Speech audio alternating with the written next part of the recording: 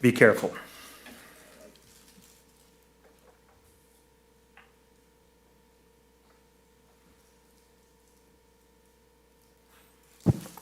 Yeah, don't forget your protection. Hey, Steve. Oh, we're good. All right. How you doing? Oh, we're starting. All right, good evening and welcome to Beaumont City Council closed session for Tuesday, May 18th. I will call this meeting to order at 5 p.m. Nicole, can you please do roll call? Yes. Councilmember Santos, Here. Councilmember Fenn, Here. Councilmember Martinez, Here. Mayor Pro Tem White, Here. Mayor Lara. Here. In response to Riverside County currently being in the orange tier, which allows for indoor gathering with modification, this meeting will be open to the public and conducted in a virtual format to be inclusive of all participation preferences. Public comment participation is encouraged by emailing any comments to the city clerk's office or by calling in using the phone number provided on the front of the agenda. Nicole, do we have any comments written or called in? I have no written comments. Carrie, do we have anyone on the line? No callers on the line, Nicole. Okay, and let's see, I think we have John. I'm here. I'm not sure. Well, I'm not. Oh, there we go. All right. There we go. Mr. Pinckney, can you please read the items for discussion in closed session? Yes. Item number 1 is conference with legal counsel, anticipated litigation, significant exposure to litigation pursuant to Government Code Section 54956.9D2. There are 3 claims.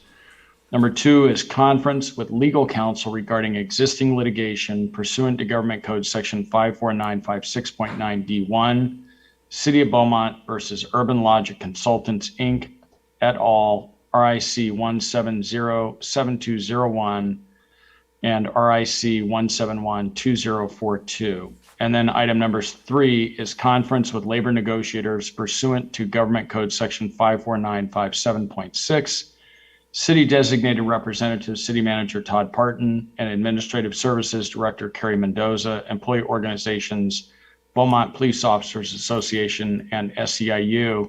And I wanted to mention that on item number 1, that closed session involves claims that were received related to an officer-involved shooting. Thank you very much, Mr. Pinckney. I appreciate that. So with that, we will adjourn to closed session at 5:03.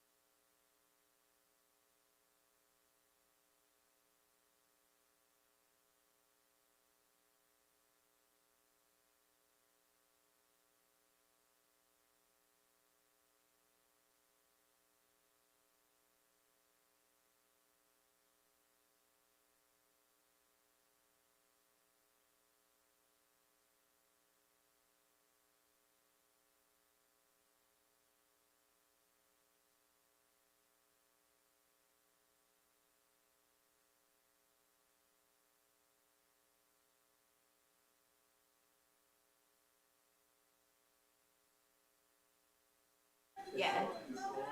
That's okay, it's done now. Thank So we're in you the for process of getting our money. written public That's comments good. and phone public comments. We'll take care of those first before we take care of Do I get to pick folks the in color here. on the bus? Huh? Do I get to pick the colors on the bus? I have a meeting on Thursday to discuss the colors, so if you want to pick a lime green and a blue color, that would be okay. I think blue and orange was the preferred color scheme, according to the mayor. Yeah, with an accent of lime green. That's true. It is. Can we quantify orange as lime green? Or does he dark blue? Can't hear you. I said, can we qualify lime green as orange and the blue as dark blue? Oh, or maybe sky blue. That doesn't work for me. I saw that meeting. Okay, we are on. We are coming back from closed session. Mr. Pinckney, can you please give us a report out from closed session, sir? Yes, Mayor. The council met in closed session. Item number 1 was, and this matter related to a November 22nd, 2021 officer-involved shooting, 3 claims by the estate and members of the family of Jamie Alonzo Espinoza Ayala. And it was a conference with legal counsel, anticipated litigation, significant exposure to litigation pursuant to Government Code Section 54956.9D2, 3 claims. There was no reportable action taken. The second item was conference with legal counsel regarding existing litigation pursuant to Government Code Section 54956.9D1, City of Beaumont versus Urban Logic Consultants, Inc. et al., RIC 1707201 and RIC 1712042. There was reportable action on that item. And there was a motion to authorize the city to appeal a ruling of the trial court in that matter on a demur filed by cross defendants Torcal and Kiernan McKiernan. The motion was made by Vice Mayor Pro Tem Lloyd White. The second was by Mayor Lara, and both of them voted in favor of the motion to file the appeal, along with Councilmember Fenn, who voted in favor of appealing, Councilmember Martinez, who voted in favor of appealing, Councilmember Santos, who voted in favor of appealing. The third item discussed in closed session was conference with labor negotiators pursuant to Government Code Section 54957.6. The city designated representatives, City Manager Todd Parton, and Administrative Services Director Kerry Mendoza, the employee organizations, the Beaumont Police Officers Association and SEIU. There was no reportable action taken on that item, and that concludes the report out from closed session. Thank you very much, Mr. Pinckney. So this brings us to the City of Beaumont regular City Council meeting for May 18th, 2021, and I will call this meeting to order at 6:33 p.m. Nicole, can I please have roll call? Councilmember Santos? Here. Councilmember Fenn? Here. Councilmember Martinez? Here. Mayor Pro Tem White? Here. Mayor Lara? Here. Mayor Pro Tem White, would you please lead us in the Pledge of Allegiance? Sure.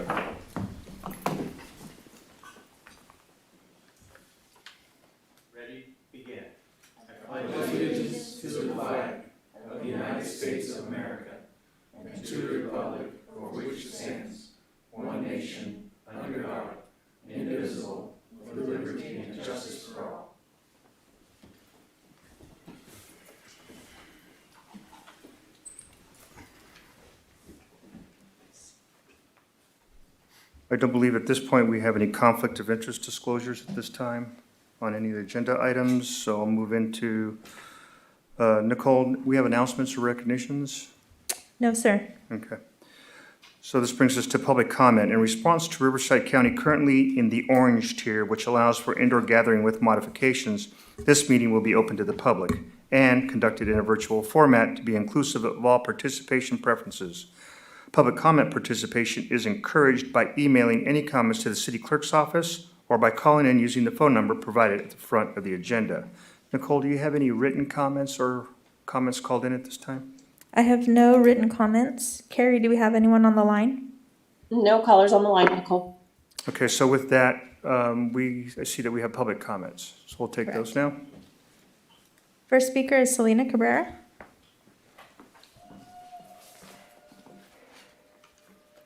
Good evening, Mayor and Council. My name is Selena Cabrera, and I work for you with the title of Management Analyst. I came to this city with a bachelor's degree from UCLA 15 years ago. This year, I completed my master's degree at CBU in Public Administration.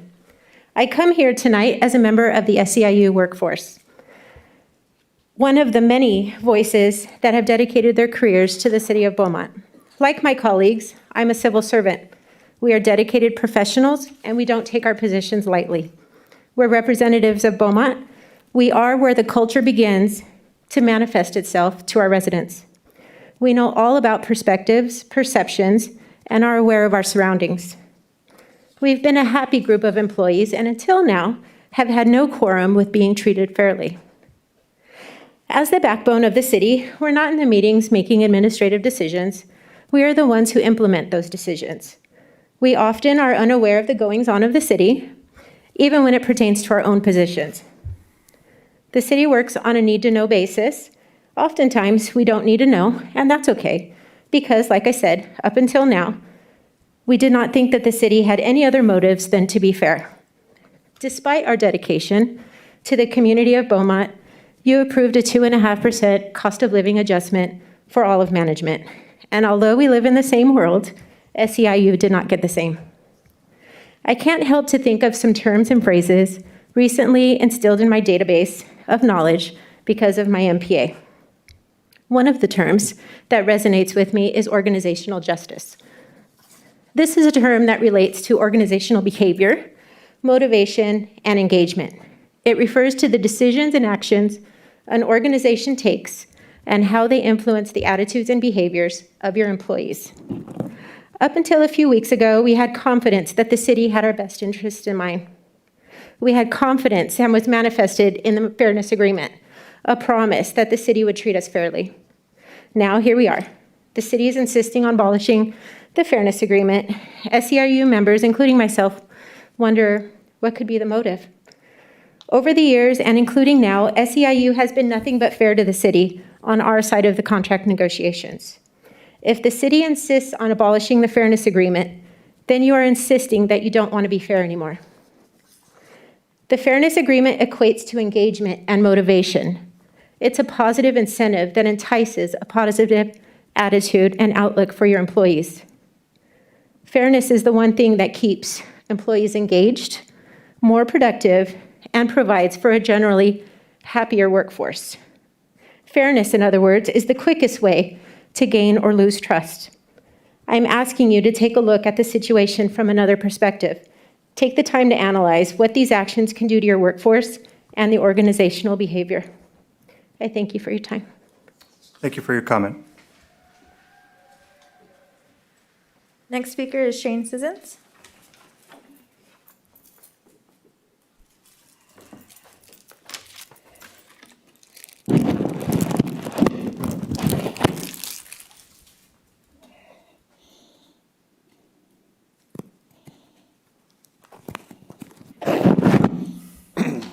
Good evening, Mayor and Council. My name is Shane Sissons.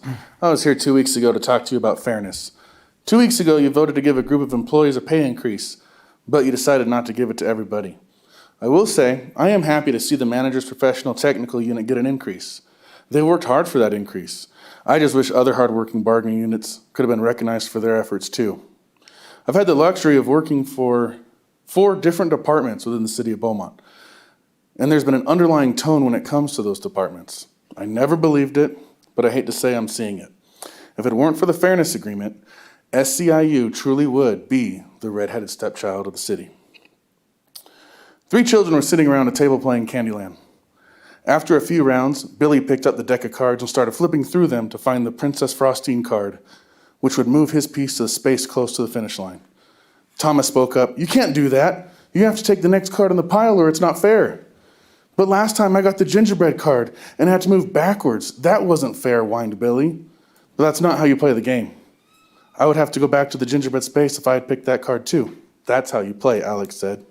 Thank you for your time. Thank you for your comment. Next speaker is Rick Ricardio.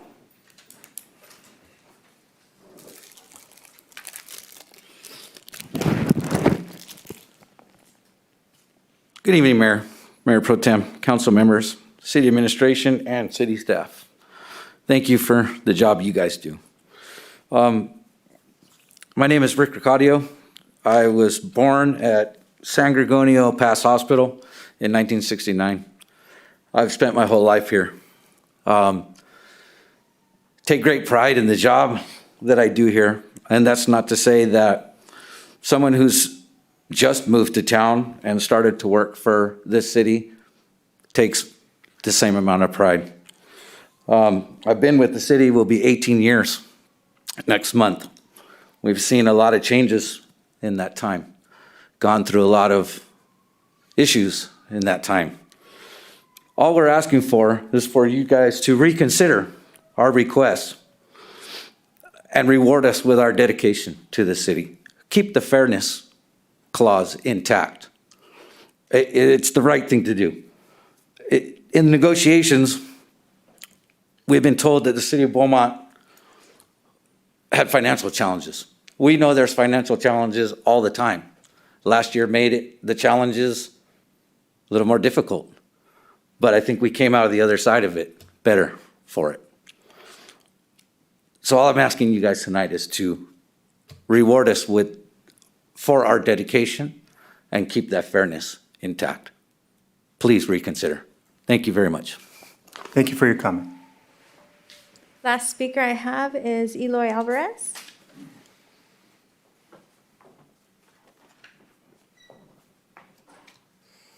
You want to put a new one on there? That's okay. Good afternoon, honorable council members. My name is Eloy Alvarez, Regional Director with SEIU Local 721. When we started the negotiations, the city expressed some concerns about what the pandemic had in store for the future of the city, and we heard those concerns. We engaged in a lot of dialogue to try to address those concerns, to try to reach an agreement in good faith. We've had approximately 12 bargaining sessions, and from the get-go, the city expressed some concern and desire to get rid of the Me Too clause or to modify it. We asked why. The city's response was, well, we just don't want it anymore. Today, more than ever, it's clear as to why the city intended to modify the Me Too clause or water it down. The city is really not worried about the current financial position that the city is in. Giving a 2.5% increase to the management and confidential unit only demonstrates that the city is in fact in a good, solid financial position. However, giving a 2.5% increase to the management unit really signals to SEIU 721 employees that the city does not want to take care of the frontline workers, doesn't want to reciprocate the sacrifice and the hard work that the city of Beaumont employees have demonstrated over the years. Now we're here, I understand the current situation, and we have one simple request. Treat SEIU 721 members fairly. Treat SEIU 721 members just like any other employee, and reconsider your position on this Me Too clause. Our members love their community. Our members come to work every day to make Beaumont the wonderful community that it is. Please reconsider and modify the city's position on this Me Too clause. Thank you for your time and consideration, and all we ask is that you be fair. Thank you. Thank you very much for your comment. No other speakers. Thank you very much, Nicole. Quick question, if you can't answer this, I understand. The managers received 2.5%. Do they have a Me Too clause in their contract? Can you answer that? Yeah, I'd need to consult with Carrie. Considering the situation right now, I'd rather Okay. go back and double check our Thank you. specifics, yeah. So with that, we'll go to, I'm sorry. With that, we'll go to consent calendar. Are there any items that council wishes to pull from consent? If nobody, is that the pullout? I'd like to make a comment on this, Mayor, on item number 1, and Sure. and then make a motion. Okay. Okay. on the item number one, not item number one, I mean, I'm looking at my thing in here, is the consent calendar on this. I would like to say thank you on this, I mean, on the warrant. I mean, I know last meeting we had is the, I always watch the warrant in there. We have only March 11. Now we got the, I usually see there's 3 warrants or 4 warrants being reported on the warrants on this. Now we got 3 warrants on the reported. I'm not saying there's but the thing is, I think being on a council, understand the numbers. It's really nice to see the warrants, 3 weeks warrants on being recorded or being reported to us. That's the only comment I have, and I really appreciate that. I mean, Jennifer, you're doing a great job for your start on this. I really appreciate that. Thanks a lot. And also on the item number 4, on giving us an update on the waterways, on the actual on the budget. Really appreciate that. Thank you so much, Mayor. That's all I have. And then I'll make a motion to approve the consent calendar. Councilmember Santos? Yes. Hold that motion for 1 second. Nicole, do we have any public comments on any of the consent items? I have no written comments. Carrie, do we have anyone on the line? No callers on the line, Nicole. Okay, can you move forward with your motion, Councilmember Santos? Okay, so that's my motion. I'm to approve the consent calendar. Mayor.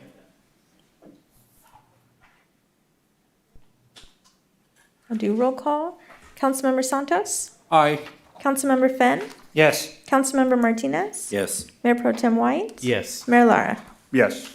That brings us to action items. Item number 7, City Council authorization to proceed with the annexation of city-owned property, Assessor's Parcel Number 417-220-028 into Beaumont Cherry Valley Water District. Staff report by Ms. Christina Taylor. Hi, good evening, Mayor and Council. Can you all hear me? Yes. Great. Before you tonight is a request for council authorization to proceed with annexation of city-owned property into the Beaumont Cherry Valley Water District. The Riverside Area Local Formation Commission, known as LAFCO, is currently processing an application to annex parcels associated with parcel map 28348 into the Beaumont Cherry Valley Water District. This does include one piece of city-owned property, which is located south of 4th Street at the terminus of Risco Circle. The parcel is vacant and is adjacent to other city-owned property utilized for the wastewater treatment plant. At time of processing the parcel map, the properties were not annexed into Beaumont Cherry Valley Water District. The city did not initiate this annexation request. Rather, the identified property is part of a larger annexation. As a result, LAFCO requires a resolution from the City Council authorizing this city-owned property to be annexed into the Beaumont Cherry Valley Water District service area. Inclusion of this property will create a more sensible contiguous boundary, and it will ensure that the property will have water service if ever needed. At this time, staff is requesting that City Council waive the full reading and adopt by title only a resolution of the City Council of the City of Beaumont authorizing the annexation of city-owned property identified as Assessor Parcel Number 417-220-028 into the Beaumont Cherry Valley Water District service area. And staff is available to answer any questions. Thank you, Ms. Taylor. Appreciate that. Nicole, do we have any public comments on this item? I have no written comments. Carrie, do we have anyone on the line?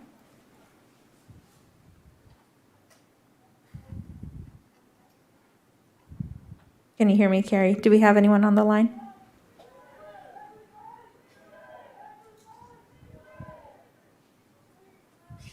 While we're waiting for Carrie to respond, does council have any questions on this agenda item? If not, once Carrie's responded, we'll look for a motion. Carrie, are you there? Can you hear us? No. No callers. Okay, we have a motion. Mayor, I'll make the motion to waive the full reading and adopt by title only a resolution of the City Council of the City of Beaumont authorizing the annexation of city-owned property identified as Assessor Parcel Number 417-220-028 into the Beaumont Cherry Valley Water District service area. I'll second. Councilmember Santos? Aye. Councilmember Fenn? Yes. Councilmember Martinez? Yes. Mayor Pro Tem White? Yes. Mayor Lara? Yes. Brings us to item 8, First Amendment to the Professional Service Agreement with Lisa Weiss Consulting for the Housing Element Update to include standard accessory dwelling units, otherwise known as ADU, plans, and objective design guidelines. Staff report by Ms. Taylor. Thank you, Mayor. As council is aware, back in October of 2020, we approved a professional services agreement with Lisa Weiss Consulting for the city's housing element update. This project is listed as a capital improvement, and it is fully funded by SB2 and LEAP grant funding for a total amount of $310,000.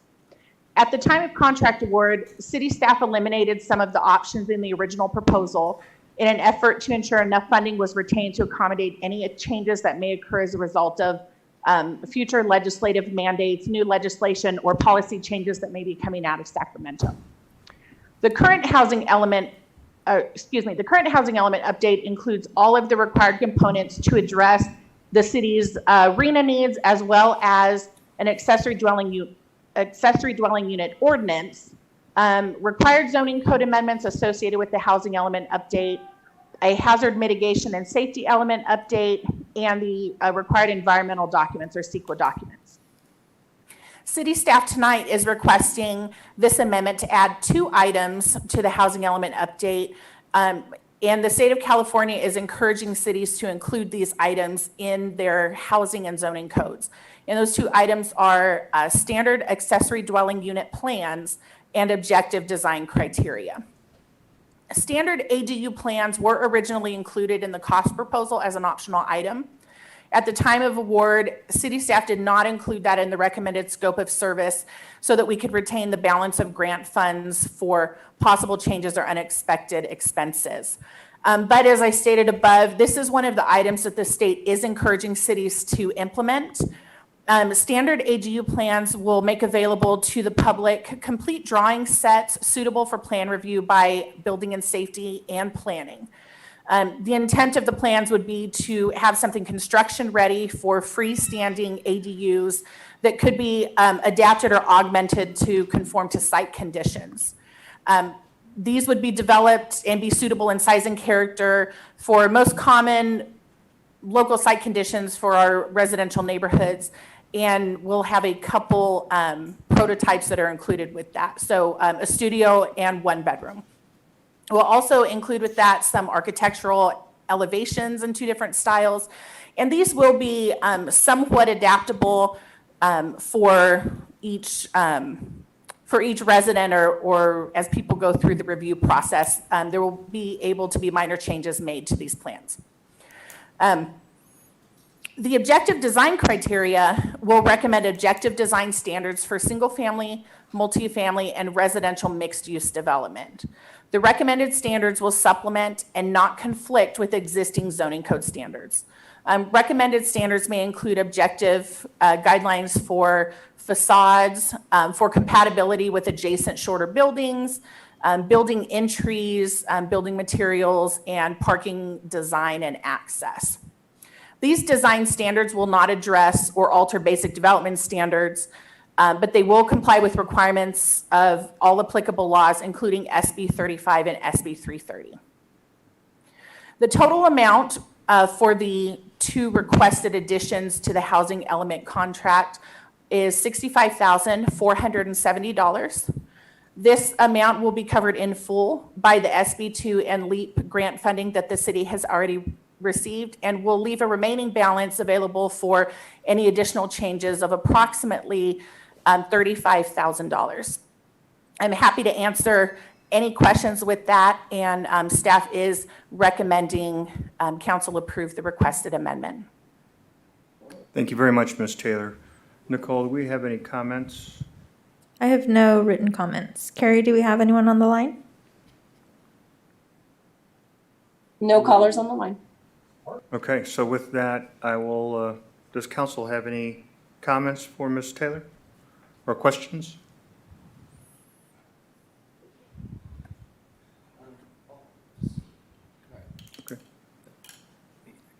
Go ahead, Councilman Martinez, and then Councilman Santos. Yeah, just real quickly. Thank you, Mayor. At first, I was concerned about the excessive, perhaps restricting that would result in an increase in cost to the family. But it actually looks like it might be saving families money by having things pre-done. Do you agree with that? Yes, sir, that's the goal, is to try and have something readily available that would minimize the amount of effort that individuals would have to put into preparing ADU drawings and such. And it also helps us on the planning and building and safety end with having something standardized that we're familiar with. So I think it's a win-win in that case. Okay. And of course, it's optional though, because they can go with their own design. Absolutely, yeah. There's nothing that says they would have to use these standards. It's something that we would make available. Yeah, and they're absolutely welcome to do their own, and we would check it against the same standards that the state has established for ADUs, regardless of whether they went with ours or went with their own. Perfect. All right, thank you. Appreciate it. Thank you, Mayor. Councilman Santos. Yes, sir. Thank you, Mayor. Christina, this is well done. I mean, all the designs and everything, and really appreciate that. Now, my question is the time frame on this. I mean, I look on your attachment A to D, and how's the the time frame on this? I mean, to have this really implemented. So we're anticipating having an item before council, giving an update on the housing element at the July 6th meeting. And the actual housing element update are anticipated to have released for public review prior to that date. City staff's goal is to have this wrapped up and approved by the state by the end of the year. And I think that we are on track to get that done. So I'm anticipating having a document that's fully implementable by the end of this year. Good, Christina. Next is the on the attachment C on this. I mean, looking at it, I mean, from A to K, and the one I really looking at is the task I on this. I mean, I like to see the our council really up to do a preparation on the ADU ordinance, and especially there's SB 9 and SB 10 floating on the system right now. I don't know if Lisa Wise Consulting will be dealing with this. That will be part of our contracting service to her on this. But my really concern is the SB 9 and SB 10 is floating in the system right now, and whatever happened on that will affect this studies on this. What's your thinking on this? I mean, your comment on this task 1 or I on looking at it on this? Yes. And thank you. Sure. We do have an ADU ordinance being prepared. That was part of the original contract that was awarded. Lisa Wise does have a dedicated team that are paying attention to all of the housing legislation that's happening right now in Sacramento. And so right now, when it comes to ADUs, SB 9 requires that housing developments with 2 or more residential units would be considered ministerial without discretionary review or public hearings. So right now, for something like an ADU, the city already does that internally at the staff level. So if there's one house on a property or someone came in with a vacant lot and they were going to look at a single family residence and an ADU at the same time, that would still go through just general staff review. It would not be required to go to planning commission or city council for approval. So having the ADU ordinance and the standard plans or anything along those lines is still going to be consistent and wouldn't require much change if SB 9 went into effect. For larger scale housing developments, then that would be a change if we're talking more than 4 units. As far as it pertains to SB 10, we are doing site selection, and we have everything laid out for the housing element. So the way the city of Beaumont is right now, we are not considered a transit-rich environment.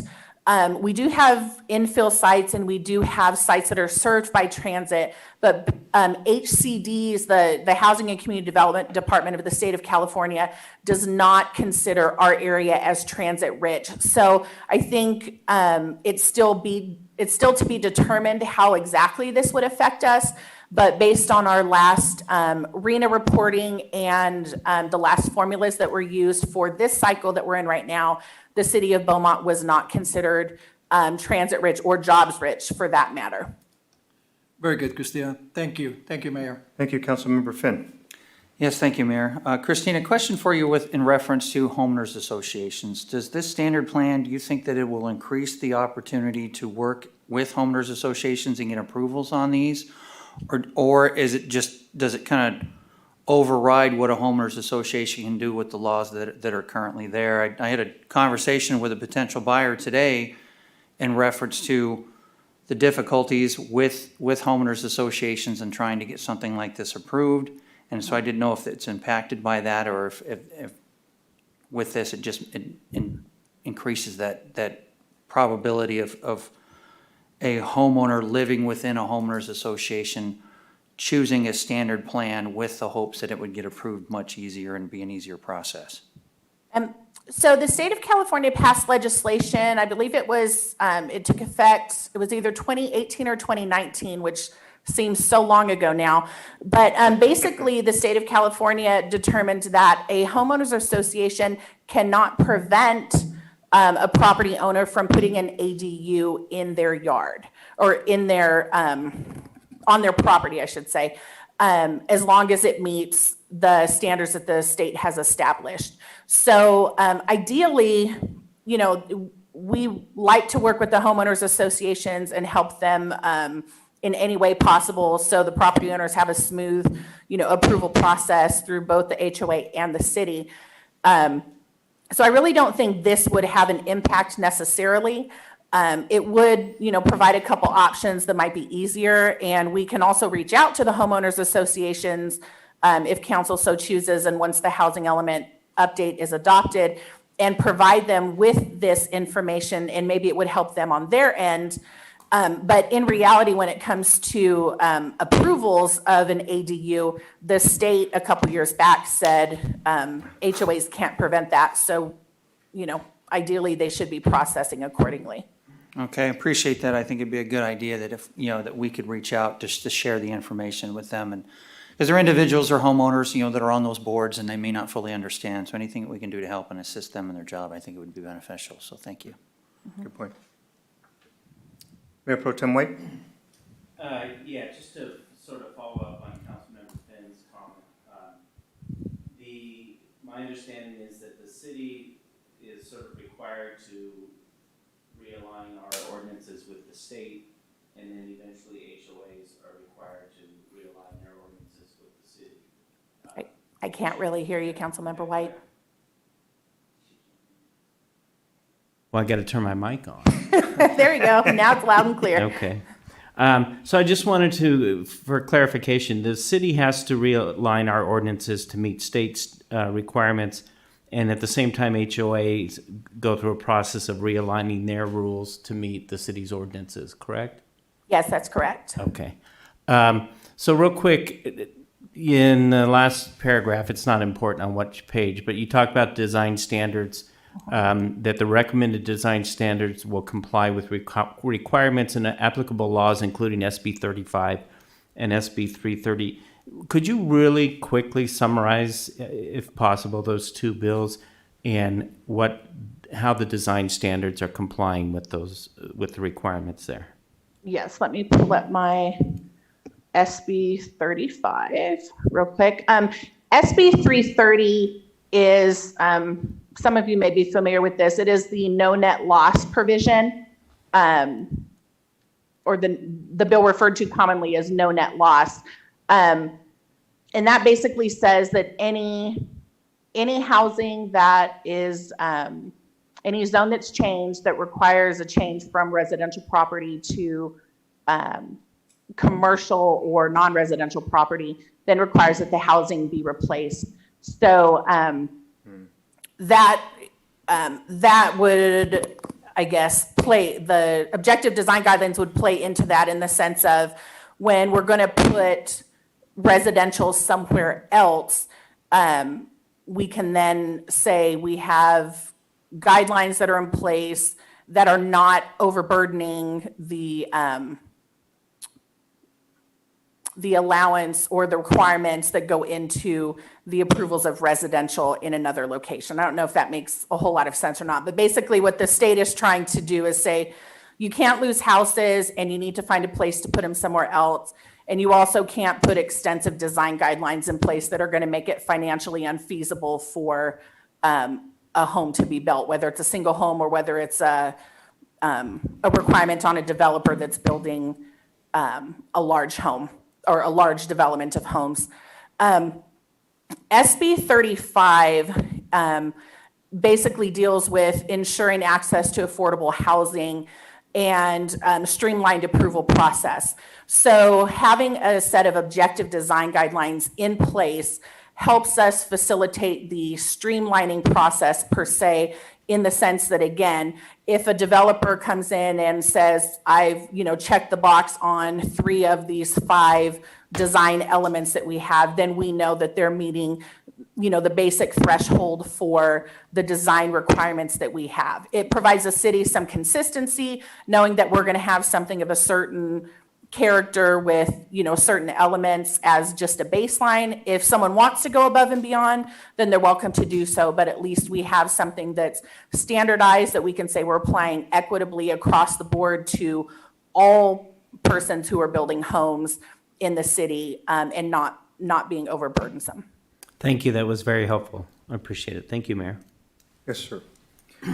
Christina, just quickly, I know we've only done like 5 ADUs in the last 2 years, which initially concerned me a little bit. However, I think providing these standard plans for homeowners to use will, one, save homeowners a lot of money on designing plans where they can put that cost into the construction materials. It'll also allow us to take building elevations into considerations, as well as building heights, to make sure they're consistent with the neighborhoods that they're going to be built in. So I think that's a great idea.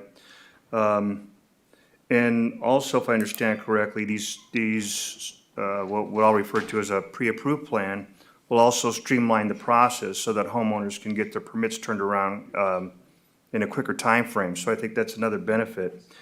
Last comment, though, is I'm wondering if will you just take a look to see if maybe garage conversion standard plan may be of some benefit to homeowners as well? Just take a look at it, and if it is, great. If it isn't, then we won't invest the money in that. Sure. Yeah, we'd be happy to take a look at that. The reason staff did not include that at this time is because considering that ADUs are allowed in all neighborhoods across the city, in many of our neighborhoods, we do hear concerns about parking and lack of parking, or street parking, or driveways that maybe are a little shorter than what is ideal. And the state has now determined that the cities cannot require replacement parking if a resident converts their garage into an ADU. So we're trying to avoid creating any additional impact to the streets or the parking situations in neighborhoods. But ADUs do count towards our RENA allocation, our RENA numbers. So I'm happy to look into it and bring information back if council would like. Sure. If you don't think it's safe because of the vehicles, I have seen some streets and some developments where it's difficult if cars are parked on both sides of the street to even pass. So if that is a safety issue, I understand that completely, and we'll focus more on the detached ADUs. I'm happy to speak with the consulting team, and I'll provide an update at least through the city manager's office one way or another. Okay. Thank you very much, Ms. Taylor. With that, I'll go ahead and make a motion to approve the First Amendment to the professional service agreement with Lisa Weiss Consulting for an increase of $65,470 for the development of standard ADU plans and objective design guidelines for a total revised contract amount of $275,465 to be entirely paid through grant funding. I'll second. Councilmember Santos, Aye. Councilmember Fenn, Yes. Councilmember Martinez, Yes. Mayor Pro Tem White, Yes. Mayor Lara. Yes. Thank That you. brings us to action item 9, purchase order for Tolar Manufacturing Incorporated, not to exceed $55,825.28. Staff report by Ms. Gibbs. Good evening, Mayor and Council. Thank you. Tonight you have the request for authorization of a purchase order to purchase bus shelters for the Walmart Transit Center.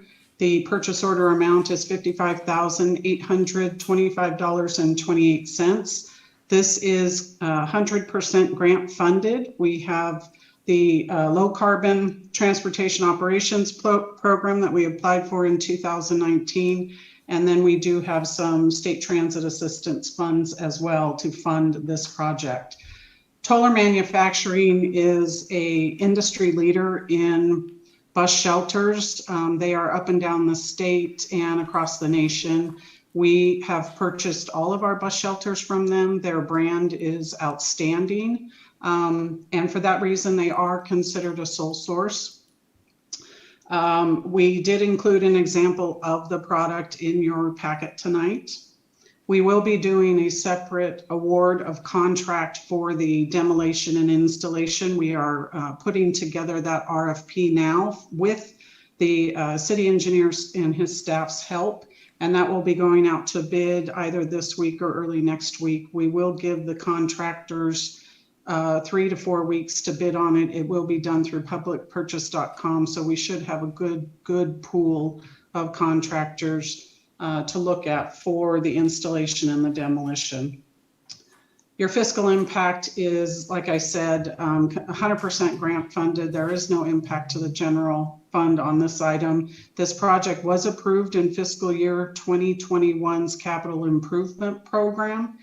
And with that, the recommended action is to approve a purchase order to Tolar Manufacturing in an amount not to exceed $55,825.28. And I will be happy to take any questions. Thank you, Ms. Gibbs. Nicole, do we have any public comment? I have no written comments. Carrie, do we have anyone on the line? No callers on the line, Nicole. All right. Does council have any questions or comments? Mr. Mayor, just a quick comment or question. Councilmember Finn. Yes, thank you. Are there any, being the new guy, are there any other areas of the city that needs an upgrade on this? And if so, are there additional grant funds to cover those as well? We have identified, that's a great question, by the way. We've identified 2 other areas that need an upgrade. One is in front of Wells Fargo Bank, across the street from the Civic Center. And then the second one is at the Beaumont Library District on California. And we are working to move those 2 up when funding is available. Okay, so just mainly funding for that, and then once that's secured, then work on those? Correct, yes. Okay, all right, thank you. Thank you. Ms. Gibbs, the only comment or question I have is, I didn't see anything in here for landscaping around that area. No, you're absolutely correct, Mayor. This is just for the purchase of the bus shelters, and then the second phase of the project will be the demo and installation. We'd like to hope that the landscaping is phase 3. However, we do need to work with the property owner because it will be on private property. Our right-of-way is limited in that area. And so we would need to work with the property owner on irrigation and landscaping. Okay, thank you for that clarification. I appreciate that. If council has no other questions, I'll look for a motion. Mr. Mayor, I move that we approve a purchase order to Tolar Manufacturing in the amount not to exceed $55,825.28. I'll second. Councilmember Santos, Aye. Councilmember Fenn, Yes. Councilmember Martinez, Yes. Mayor Pro Tem White, Yes. Mayor Lara. Yes. That brings Thank us, you. to action item 10, Highland Springs Interchange Project Update and Recommendation for Approval of the first contract amendment authorizing the project approval and environmental document phase. Staff report by Mr. Hart. Hi, good evening, Mayor and Council. Thank you. Yeah, so the item before you is an update for the Highland Springs interchange, as well as a contract amendment to move on to the next phase of this project. So back in September of 2019, the City Council approved a cooperative agreement with the City of Beaumont, the City of Banning, and RCTC for the development of a project study report, which is the PSR.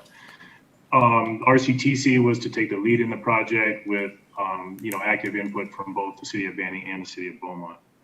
We've been working with design and traffic consultants for the project, as well as Banning, RCTC, and Caltrans in developing the alternatives for the project.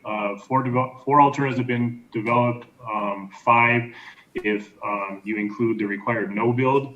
The 5 alternatives for the PSR are: 1, the no build; 2, there's 2 hook ramp options. One, the difference being is the westbound ramp. The westbound on-ramp, one is about a quarter mile or so from Highland Springs, and the other one is about a half mile or so further east. The other one is a diverging diamond, which looks at a crossover north of the UPRR Railroad and south of the eastbound existing off-ramp. And then the other one is a diverging diamond as well, but the crossover point moves further south and south of the UPRR. Here to kind of give a presentation and a little bit more in-depth overview of this is David Lewis, who is a project manager for RCTC, and he also has Eric Galloway, who's a technical consultant for this project as well. So with that, I'll turn it over to Mr. Lewis, and I will share my screen here. We got a presentation for you here. Okay, yeah, thank you, Jeff. Good evening, Mayor and Council. Jeff, please pull up the presentation. There we go. So good evening, Mayor and Council. My name is David Lewis, Riverside County Transportation Commission Project Manager, and I'm happy to be here tonight joined with Eric Galloway, RCTC Bechtel. Thank you to the Beaumont City Council for allowing us to provide an update and quick presentation on the I-10 Highland Springs Interchange Improvement Project. Here are some quick reminders on the background and history. In September of 2019, the cities of Beaumont and Banning, along with RCTC, entered into a 3-way cooperative agreement to prepare the Highland Springs Avenue Interchange Project Study Report, or PSR. This is the first planning level document required in the Caltrans project delivery process. The PSR is funded by $2 million of TUMP zone funding through the Western Riverside Council of Governments, or WRCOG. In March 2020, we commenced the PSR and started the coordination efforts with Caltrans. Next slide, please. We anticipate the PSR to be complete in August of this year. And usually the environmental and preliminary engineering phase takes about 2 years for the project of this type. Then the final design phase, or plans, specifications, and estimates, PS&E, usually takes an additional 2 years to complete. And finally, the construction phase is estimated to take 2 years as well. Next slide, please. The project is located, of course, on Highland Springs Avenue at I-10. The problem, well known to you all, is the closely spaced intersections along Highland Springs and the narrow space under the freeway bridge means traffic flows very poorly through the interchange. The project purpose is to improve traffic flow and reduce congestion. Highland Springs Avenue is on the border between the cities of Beaumont and Banning and acts as a principal north-south arterial. Existing land uses in the project area include public, private facilities, commercial, retail, and residential. The interchange is a primary access to the Beaumont Center to the north, the Sun Lakes Village Shopping Center, and Walmart Supercenter to the south. Large commercial and residential developments are currently under construction in the project vicinity as well.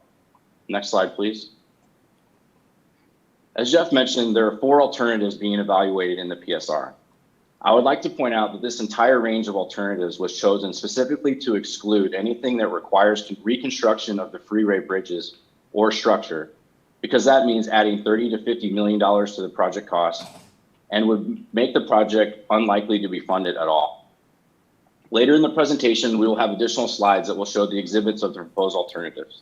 As Jeff mentioned, here's a list of the alternatives that we will be evaluating. Number 1 is the no build. I'll quickly run through these. This is really required to be included as an alternative to carry through the environmental phase. Alternative 2 is the hook ramp alternative. There are 2 options being considered as part of the hook ramp alternative. The difference between the options is where the westbound on-ramp begins, and I'll show you some maps in a moment. Alternative 3 is the divergent diamond interchange alternative with the crossover before the Union Pacific Railroad structure. Alternative 4 is the diverging diamond interchange alternative with the crossover after the UPR structure. It is also important to highlight that alternatives 2, 3, and 4 will also include acceleration and deceleration lanes on eastbound and westbound I-10. Next slide, please. Here are a couple important items to highlight from the PSR. Our team submitted the first draft in April of this year. Based on our preliminary traffic analysis, the diverging diamond interchange alternatives 3 and 4 provide a higher level of service than the other alternatives, meaning that it performs better traffic-wise. The project would be subject to federal and state environmental laws. Therefore, Caltrans would ultimately be the lead agency for both CEQA and NEPA. The anticipated level of environmental document would be an initial study with proposed negative declaration for CEQA and an environmental assessment and with a FONSI, which is a finding of no significant impact for NEPA. It's important to also note that the environmental document will be available for public review and comment during the next phase, which is PAED. Next slide, please. As I mentioned, shown here is an exhibit for the eastbound related improvements for alternatives 2A, 2B, I-10. The orange line shows the proposed improvements. Starting at the left side of the screen, you see the freeway main line is widened with an auxiliary lane. As you travel east, you reach the exit or off-ramp, then proceed past the proposed hook on-ramp in the middle of the screen all the way to Highland Springs. Traffic that wants to get on the freeway going east will then go west on the frontage road and loop around onto the freeway. This feature is both common in alternatives 2A and 2B. Next slide, please. This slide shows an exhibit for alternative 2A I-10 westbound improvements. Again, the orange line shows the proposed improvements. Starting at the right side of the screen, you will see the new proposed I-10 westbound off-ramp, which will connect to Joshua Palmer Way and Apex Street at the intersection. Traffic wanting to head westbound on the I-10 would travel from the left side of the screen on the realigned Joshua Palmer Way and enter the I-10 through the new hook ramp located about halfway down Joshua Palmer Way. Next slide, please. Shown here is an exhibit for alternative 2B. As you will see, the new on-off ramps would be located at the corner of Apex and Joshua Palmer Way. This intersection would be controlled by a traffic signal. Next slide, please. This slide shows an exhibit for alternative 3, which is the divergent diamond interchange alternative, or commonly known as DDI, with the crossover north of the Union Pacific Railroad structure. The DDI alternative is an alternative which reduces the number of vehicle conflict points compared to the conventional diamond interchange. The primary difference between the two is the design of the directional crossovers on either side of the interchange. This eliminates the need for left-turning vehicles to cross paths of their approaching through vehicles. The DDI alternatives are becoming more common in rural and urban areas where right-of-way is limited and or there are other constraints in the project area. In fact, Caltrans District 8 just approved a final design for a first DDI in District 8. There are only a handful of operations across the United States. Next slide, please. This slide shows an exhibit for alternative 4 DDI. Again, the difference between alternatives 3 and 4 is the location of the crossover. As shown on this exhibit, the proposed crossover is after the UPR structure. Next slide, please. We anticipate Caltrans approval of the PSR in August of this year. There will also be about $1.5 million remaining of TUMP funding that can be used for a PAD phase. RCTC is excited to carry this project into PAD and looks to amend the cooperative agreement with the city to carry this forward. We will need to procure a consultant team to perform the PAD tasks and services, so we will be releasing a request for proposals sometime later in the fall. Then we will look to commence PAD in December of 2021. Next slide, please. We appreciate the opportunity to present an update to the council. Thank you for your time, and we're happy to answer any questions. Thank you. Thank you very much, Mr. Lewis. Nicole, do we have any public comments on this item? I have no written comments. Carrie, do we have anyone on the line? No callers on the line, Nicole. Okay, with that brings us to council comments and or questions. Mr. Mayor, I have a couple questions. Councilmember Finn? Yes, thank you. Question, who decides on which plan is actually ultimately going to be chosen? Is it Caltrans? Is it the city? Who's the decision maker on it? Yeah, sure, I can help answer that. There's, through the environmental process, the next phase, there is a locally preferred alternative, and we select the preferred alternative with the PDT and Caltrans and the cities. It'll be ultimately a team effort, with everybody involved to select the alternative to carry forward. I don't know, Jeff, if you want to answer anything to add on to that. No, I think so. I mean, I think that the gist is right. It's a collaborative process, so it's pretty much Councilmember Finn, all of the parties that you have mentioned. It's the agencies within the agreement and Caltrans included as part of that process.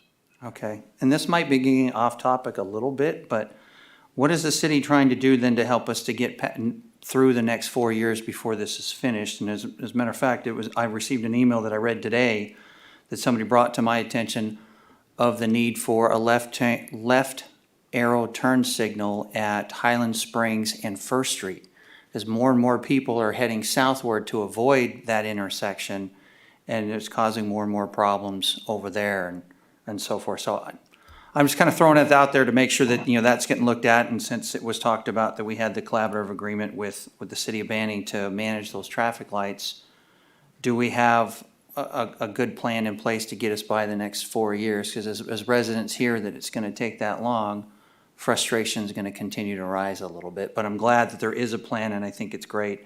And the couple of ideas with the crossover lanes, I've seen that in effect in southern Utah. It was kind of unusual to drive through it the first time, but it looked like it worked pretty well. So anyway, just throwing that out there. Thank you. Yeah, I mean, I can address that, Councilmember Finn, if you like. So regarding what we're doing in the immediate, so we do have a few things that are in the works. They given the level of congestion, they will not appease the congestion to the level that this interchange will. But we have a signal timing agreement with the city of Banning and Caltrans. We've submitted the timing sheets, and the analysis has been prepared and submitted to Caltrans. It's currently under review. We expect comments back most likely on that within the next week. So we are looking at timing all the signals from 8th Street to 1st Street, and I think that will have a pretty good sized benefit on the flow that we see on Highland Springs. The intersection you mentioned of First and Highland Springs is something that is being looked at. That is more likely is a safety-driven improvement that we are determining whether or not this is a warranted improvement to pursue. And we were also looking at ways to alleviate congestion to get people out from the commercial and retail centers. So as you're aware, we just approved the final engineering for the 2nd Street extension will allow another path to go westerly and not necessarily congest eastbound 2nd Street to Highland Springs as much. So there are some things we are doing locally, but it is clear that these things are intended to help get us to the 4-year mark, but an interchange improvement is grossly needed. Okay. Thank you, Jeff, and thank you, David, for your presentation. If there are no other comments, I'll look for a motion for receive and file. Are we good with, any council members have any other comments? Can I quick comment on Councilmember this, Santos? Mayor? Yeah, I'll just, I'll follow up on the Council Penn, he addressed on the 4 years. I'm looking on, look like, you got two, there'll be total of 6 years. And there'll be a lot of frustrations. Even now, we have frustrations on the Highland Spring and the Freeway 10. I brought it up this way back then, probably last year. And if we could probably, for the meantime, make a, towards northbound on Highland Spring to, going westbound on-ramp on that. If we could do a additional left turn on that.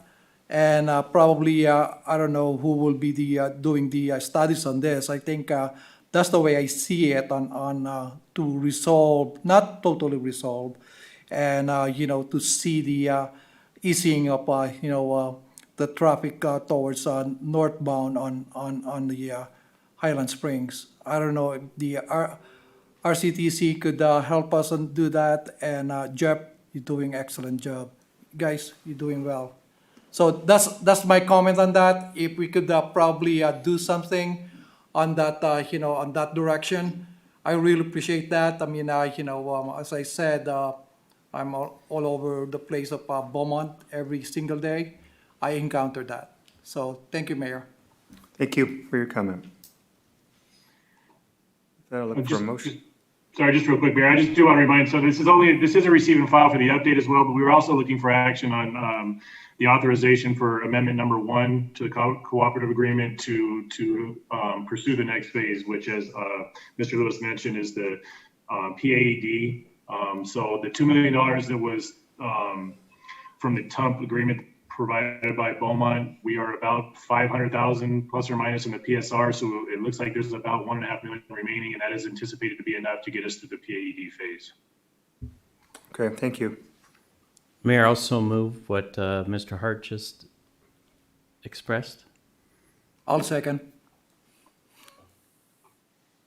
Councilmember Santos? Yes. Councilmember Finn? Yes. Councilmember Martinez? Yes. Mayor Pro Tem White? Yes. Mayor Lara? Yes.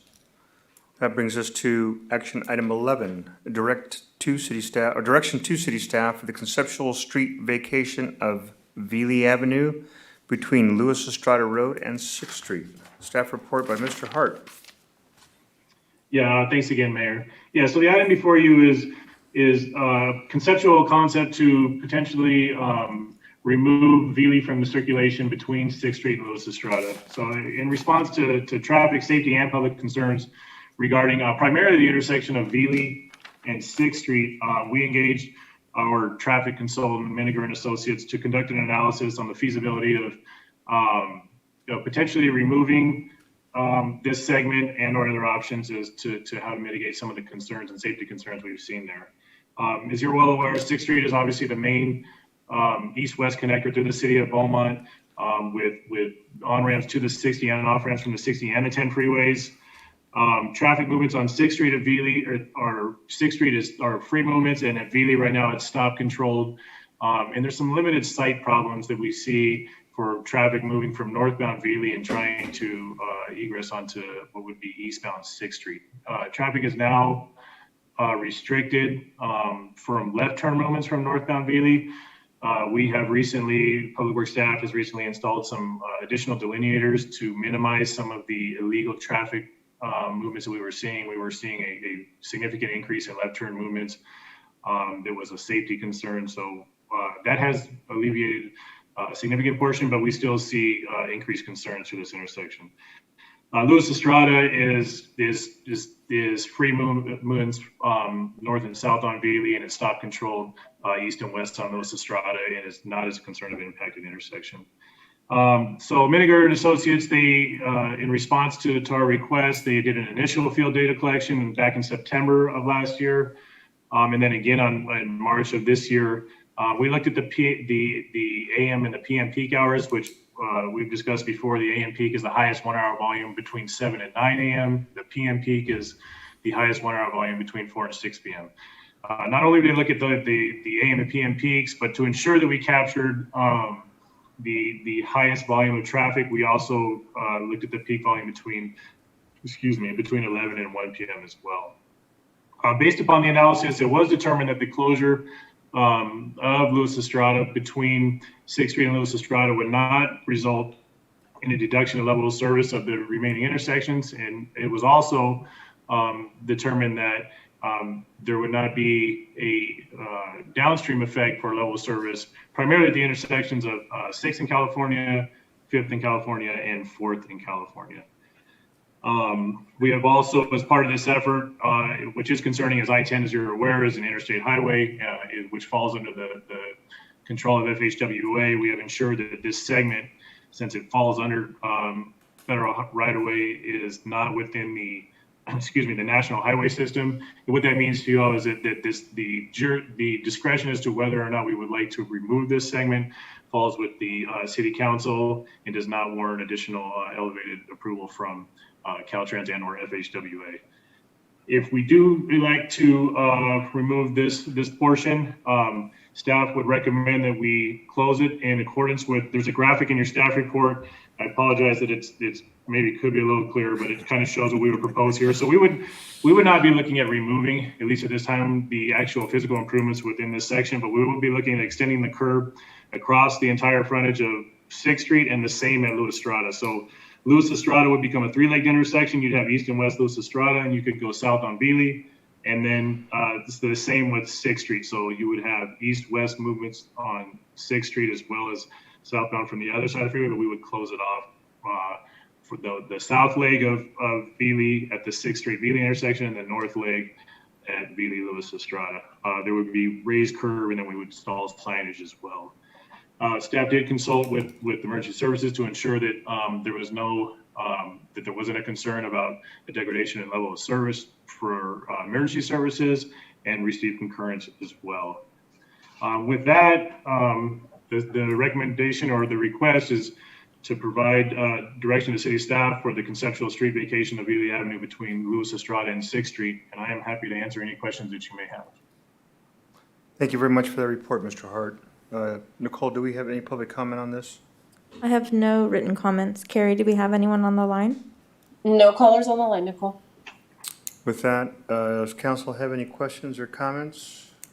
Councilmember Martinez. Yeah, thank you. So I went and took a little look at this the other day around 5 and sat there for about an hour just to kind of take it all in. And it's definitely something that Mr. Parton and I had actually gone and looked at a few months back when we were having complaints about some of the industrial trucks coming in and doing incorrect turns. So I definitely think it's something we need to do. It really is dangerous coming right off of that freeway and having people coming out of Bealey going northbound and trying to turn onto 6th. Here's my concern. I envision, well, so what I would like to see is if we do close that, is there a way that we can fence the area off? Because I see a congregation happening. I see a area where people can come, criminal activity can increase. You're not going to have cars going by, so you're not watching that activity in there. PD access is a little more difficult because you go the other way, but you don't go through Bealey anymore. And it's a concern of mine because that's a very big area under the freeway. So if there's a way, and if council thinks it's something we can look into, I don't know, but I'm just saying that I think it's a great idea for safety to close it, but I don't want to, this is the gateway coming into town if you're coming in through that, and we're trying to build that area up with our downtown concept eventually, and I don't want people to come in and have an issue right there. It's the first thing you see when you hit it. Mm-hmm. So that's my only concern. So it's just something food for thought. I don't know what can be done. I don't know if we need a leave walkway for access for pedestrian. I'm not sure about that, but I just saw that as a possibility, and I wanted to bring that up. That's all. But I do approve, and I think I do support the closure of that area. Okay. Thank you, Mayor. Thank you for your comment. Councilmember Finn? Thank you, Mr. Mayor. I had the same concern. I was unfortunately envisioning a homeless camp in there underneath the freeway overpass. You have some weather protection under there, and as Councilmember Martinez brings up, it's easy to post a lookout as well for some criminal activity if they know that police officers have to go around the corner and so forth, and they could go north to get out of there, they can go south to get out of there, depending on where things are coming. I often travel that way when I'm going south, and I live in the Oak Valley neighborhood, so when I'm coming out, I jump on and go underneath the freeway and take that right turn, so that's kind of convenient. But then I've seen other cars there, and it gets a little scary as they're coming out. So it is certainly a traffic problem, and then if somebody's trying to turn left, that's just really dangerous. Because people by then coming eastbound on 6th Street are punching the gas to get on the freeway, and off they go. So I just have a concern. I'd like to see some type of plan, maybe from the police department, on how they may handle that.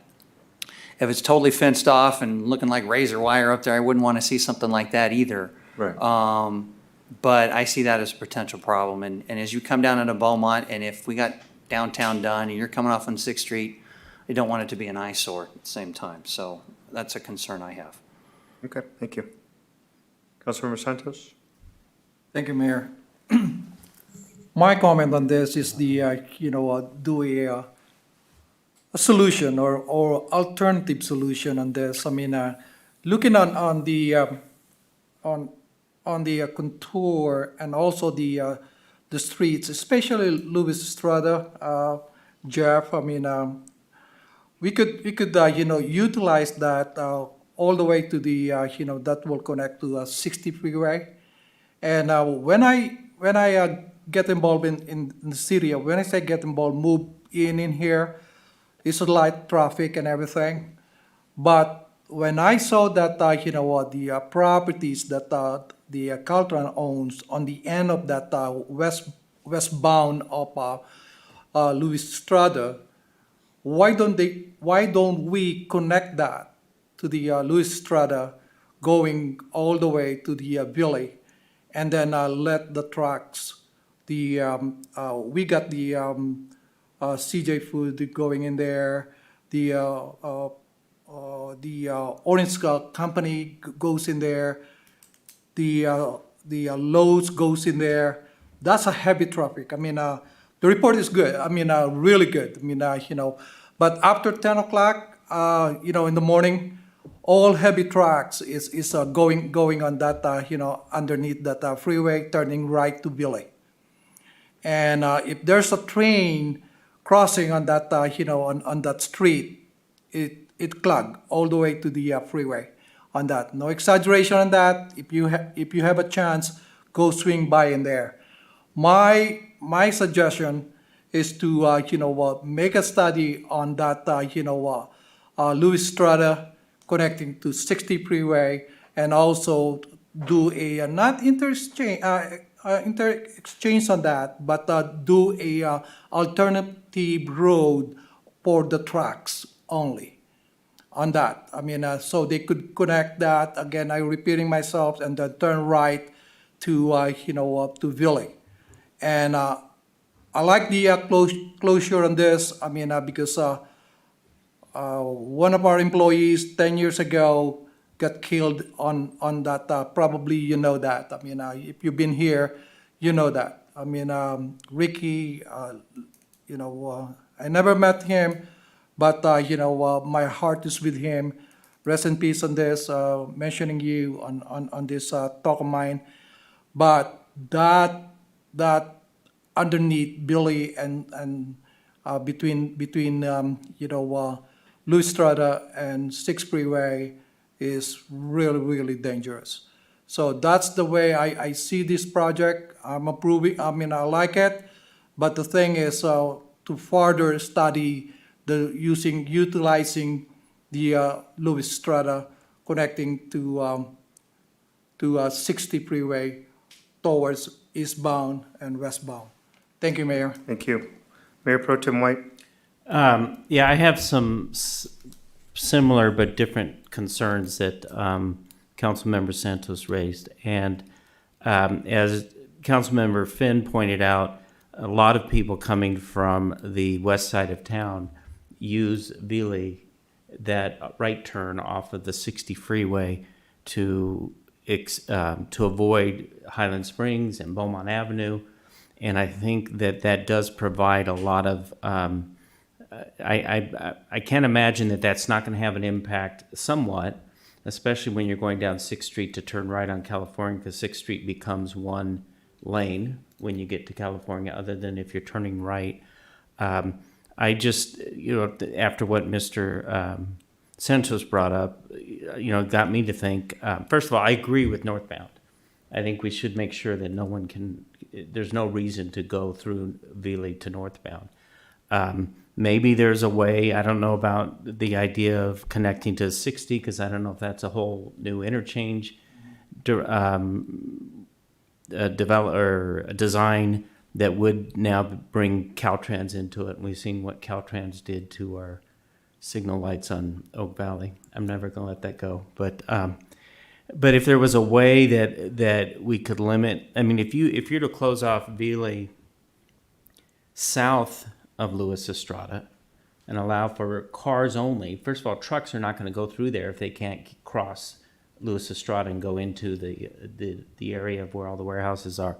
But if there was a way to have an outlet for cars to get off the freeway like we do now and turn left on Luis Estrada down to California, or maybe just straight through, I don't know. I just think that it is a somewhat, and I understand you've done the studies, but I think it's somewhat a release valve for Highland Springs and Beaumont Avenue, because again, I don't know how many people from our side of town always go through there.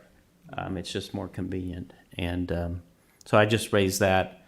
You know, I understand how studies, traffic studies work, and if you're telling me that there's no other way, you know, if you did leave it open till you got to Luis Estrada, the cars would have room to queue up before, so that you wouldn't be backing up on the 60. And again, I don't think trucks would go through there if they knew they couldn't go straight through on Luis Estrada. So those are just my 2 cents on that. Thank you very much, Mayor Pro Tem White.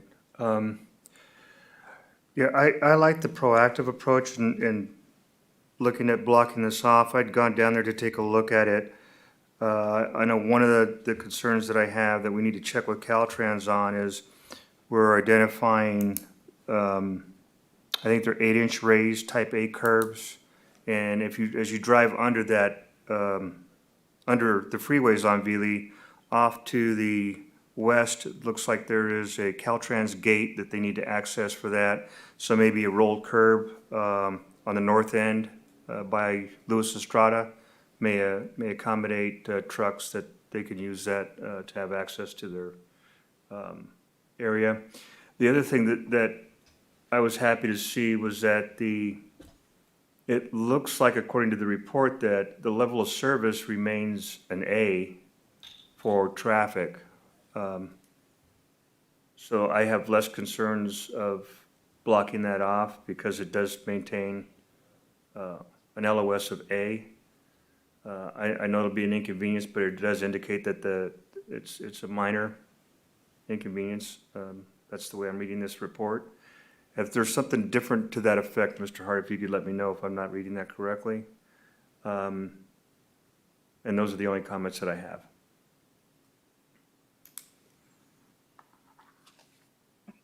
Yeah, so I'm happy to respond to those as well. I guess we can start with Councilmember Finn. I fair point about, you know, it becomes a public nuisance and gating this off and homeless issues. We would certainly have to explore that further. It was not anticipated that we would gate this off.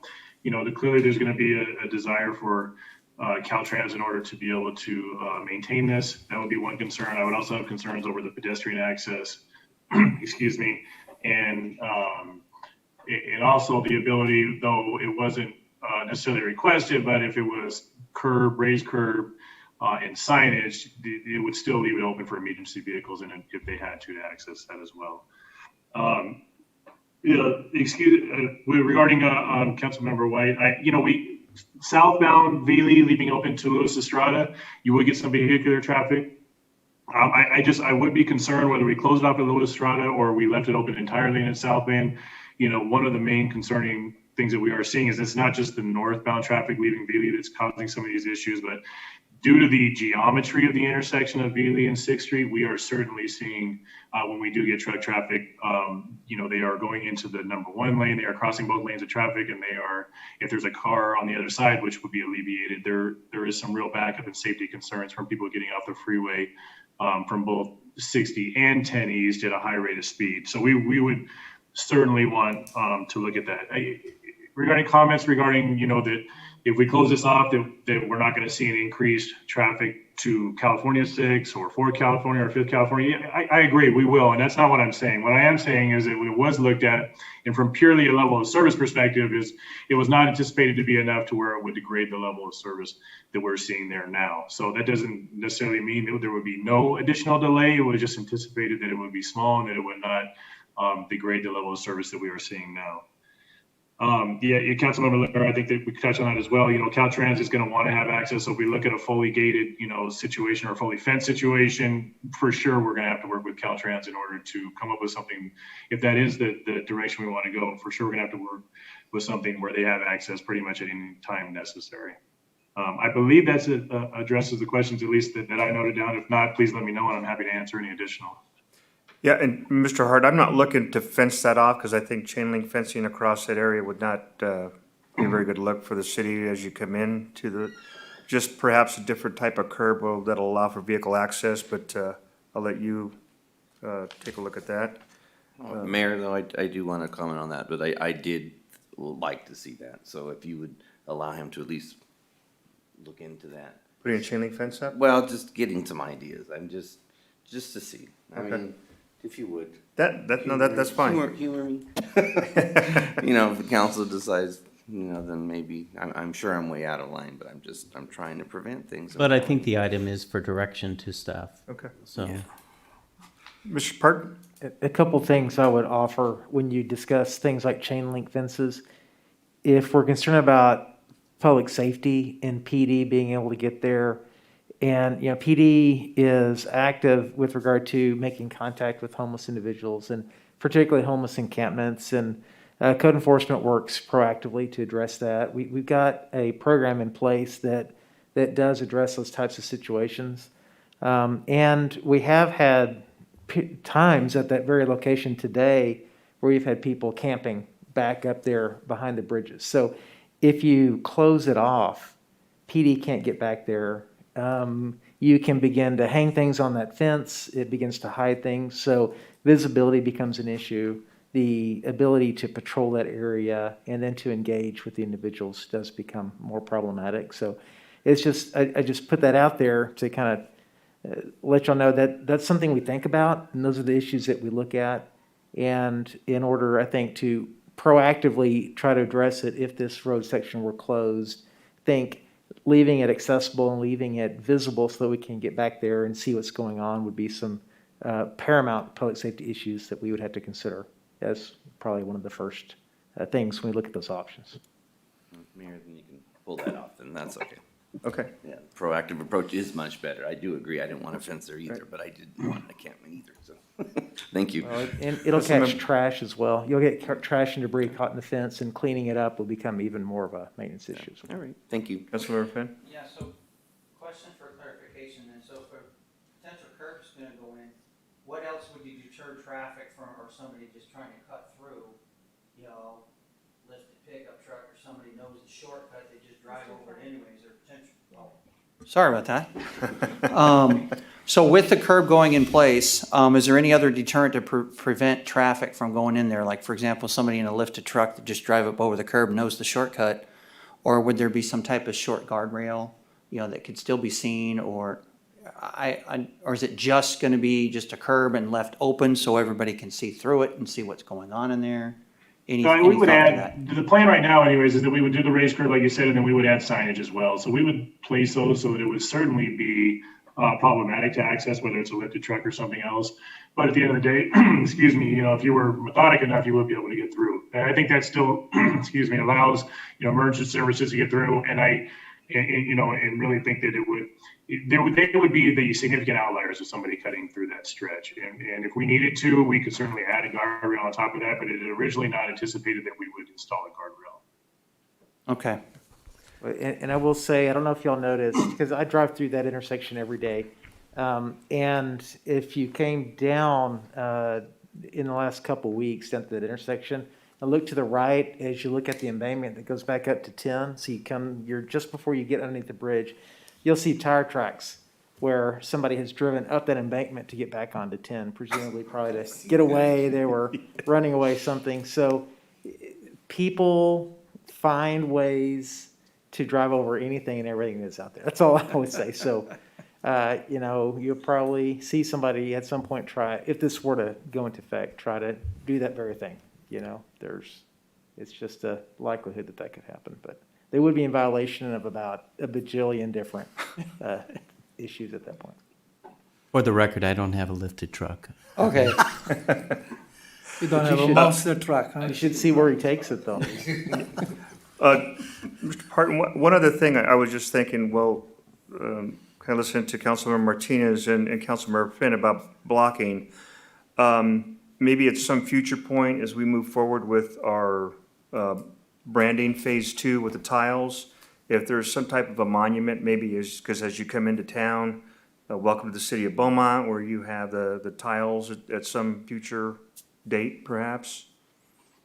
Well, we'll have to see, obviously, how the curb works, but maybe that's something we can consider at the future time. Yeah, kind of look at it as a gateway, almost kind of like establish some sort of gateway or monumentation feature there that Right. announces you're in Old Town Beaumont, perhaps. Right, maybe landscape or something, and again, in the future, because we don't have our tiles set yet, but something to think about. Yes, sir. It'll be your palette. Oh, goodness. Yeah, you see where I did? Do you have any other questions or comments from council, or staff have sufficient direction on this item? Yes, okay. So I'll go ahead and we've got direction that we need for conceptual street vacation of Ely Avenue between Lewis Estrada and Sixth Street. But we'll move on to item 12. Yep, thank you, Mayor. Fiscal year 2021, COPS equipment replacement, equipment internal service fund budget adjustments.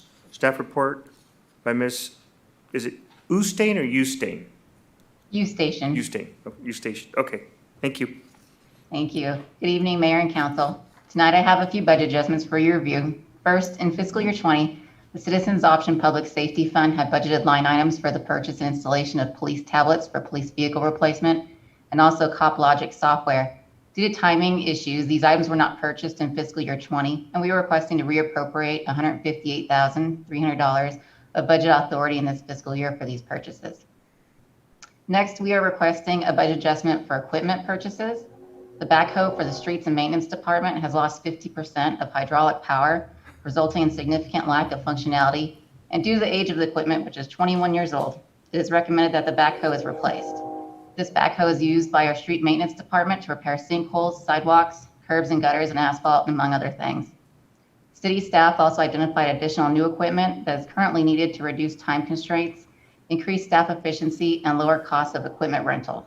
This equipment includes a storm drain vacuum trailer, which will be used to remain compliant with the State Water Board and avoid potential fines, a stump grinder, which is used to remove stumps when trees fall or are removed to avoid tripping hazards, and a chipper, which is used to deal with removing and hauling large trees and limbs that fall in parks and right-of-ways.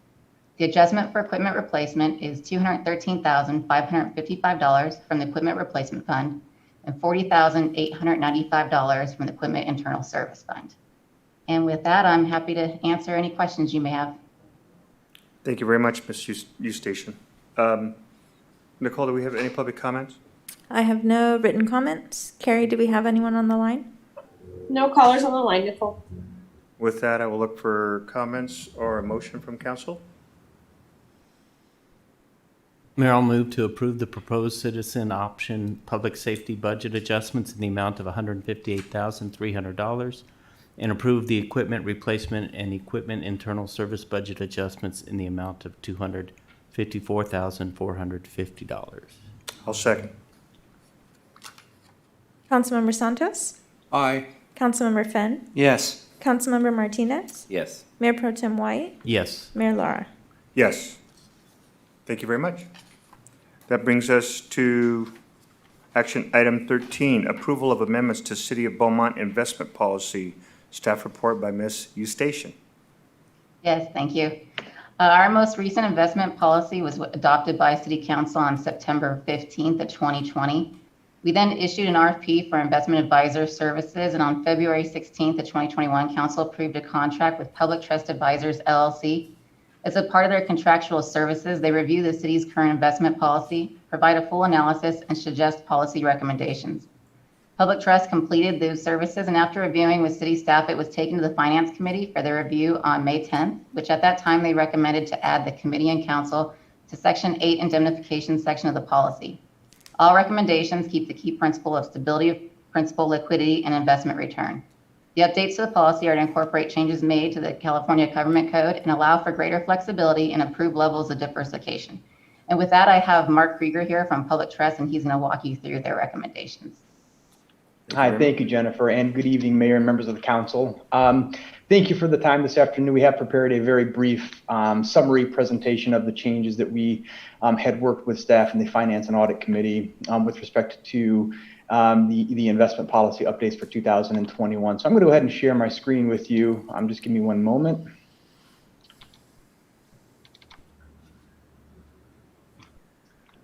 And Jennifer, can you confirm if you're able to see that? Yes. Okay, very good. And so, yeah, I think as Jennifer noted, we made a couple of changes in working with staff in the Finance Committee over the past couple of weeks. And many of the changes to the policy were really designed to incorporate what we would kind of consider administrative type changes, given the city's decision to utilize the services of a third-party investment advisory firm.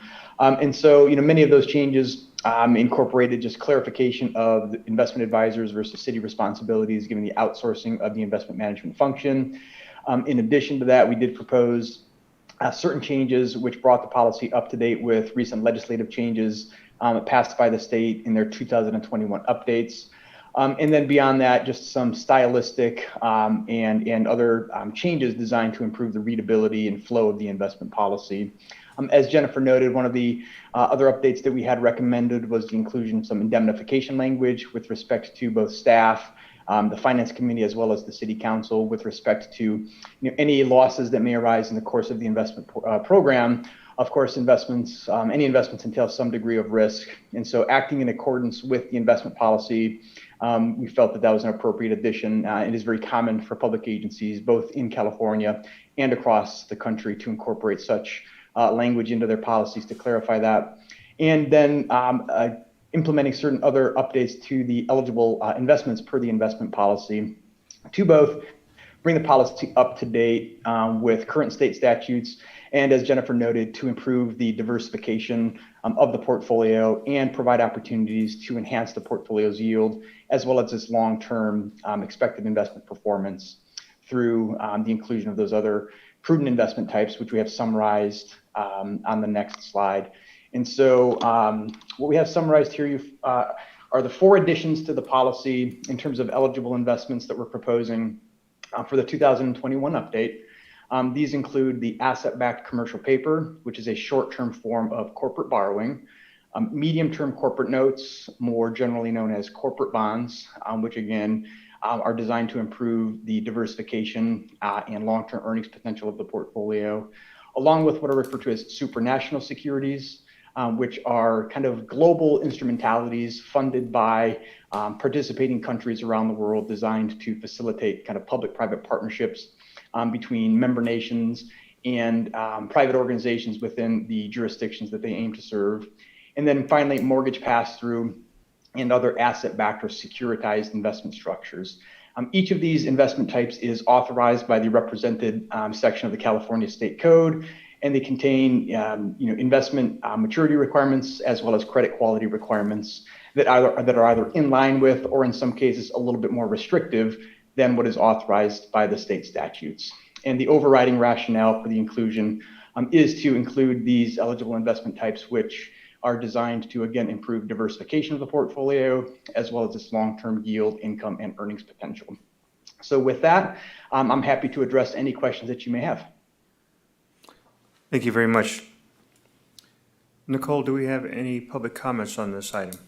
I have no written comments. Carrie, do we have anyone on the line? No callers on the line.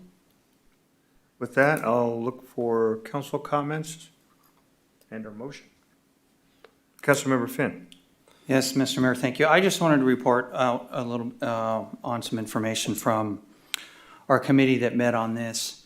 We had one dissenting vote in our committee, and I believe it was from Vice Chair Steve Cooley. And if I've got the wrong person, I apologize. But one thing he brought up, and I wanted to at least bring it to the attention of the council and share his opinions, because I don't see him on the call, is with the investment types, in particular with investment number 3 and investment number 4, was the supranational securities, and number 4, the mortgage pass-through and asset-backed securities. I understand they are conservative in nature, but he felt, and I felt a little bit, but I did vote at the committee to bring this here, is that they may be too aggressive for the city. As a real estate agent and seeing the market the way it is, could we be in line for a potential crash again? Well, the real estate is in cycles, and it's coming at some point. Will it be big? Will it be small? No one can know for sure. So that adds a little extra risk to that. And then the supernatural securities, from my viewpoint, it makes me a little bit nervous because I don't understand it quite so much. And why would a city municipality be investing in something that's global? Seems a little out of our realm. I trust our advisor. I think it's a great idea to have one. I think by doing so, we can get a higher return. But I wanted to make sure that the council had heard those comments coming back to help us five make a decision on that. So thank you. Thank you very much for bringing those comments to us, Councilmember Finn. Councilmember Martinez? Yeah, just a quick thing. So I missed the financial audit committee, so I apologize for that. But as I was reading this over, I did have a concern with a global investment as well, and especially on some of these, like on the foreign bank type of investment. So I just want to know when we're investing, I'm assuming we're investing in those entities that have been vetted in some way and have approval and are approved to be invested in, so that our public is confident that when you say foreign or global and stuff, we want to make sure that they understand that, everything's on the up and up. So can you comment on that? Anything foreign related or global related? Yeah, I am happy to provide some follow-up commentary to that. So for points of clarification, the California state statutes do require that any corporate obligation that is eligible for investment for California local agencies is what they refer to in the statutes as organized and operating in the United States. And so that has generally been interpreted, given that those are not technically legal terms. The state has not really provided a lot of guidance through the California Debt and Investment Advisory Commission, but it has generally been interpreted to mean that the country of incorporation should be the United States, or it would be the United States. And another test of that would be, in the case of any litigation, what is the country of jurisdiction? So those would all be required from a corporate bond perspective to be organizations that are operating within the United States. And dollar denominated, meaning no foreign currency exposures. That is also true of what are generally referred to as supranational organizations. And I can provide you just with a little bit more context on kind of what those kind of organizations are. So here domestically in the United States, we have what we refer to as government-sponsored enterprises or instrumentalities. The most common of which would be the Federal Farm Credit Bank, Federal Home Loan Mortgage Corporation, Federal National Mortgage Association.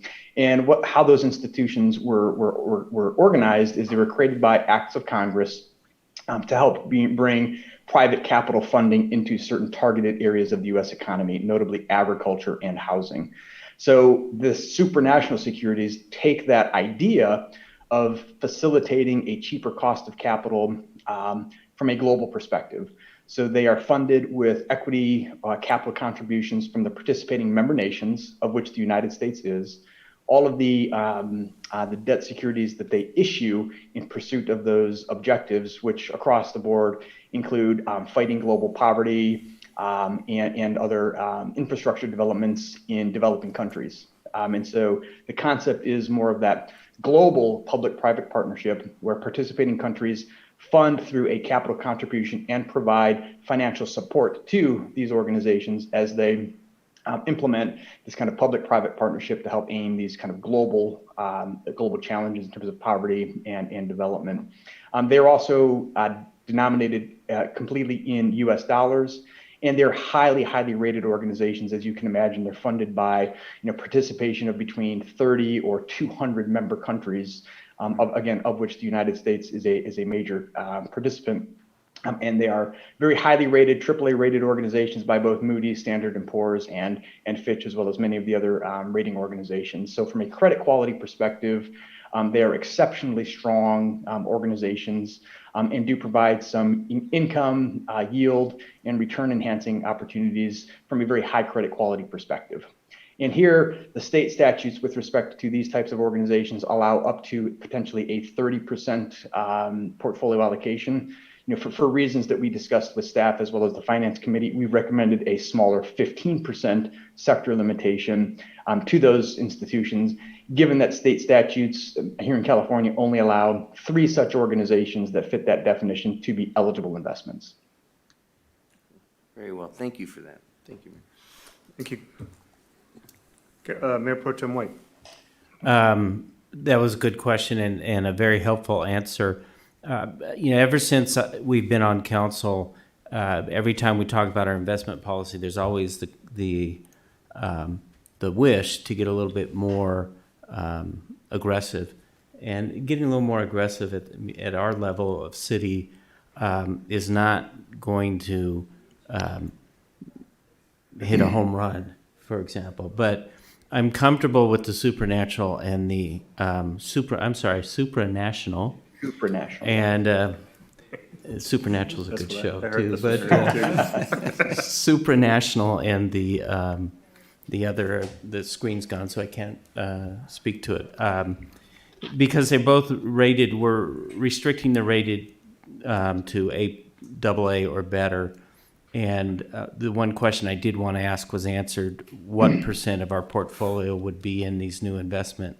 And when you mentioned 15%, is that just in the last two options, or is that in the whole group Yes, of that's new a very investment? good question. So for clarification, with respect to the asset-backed commercial paper, given the city's asset size of under $100 million of investable assets, the state statutes imposed a 25% limit on commercial paper.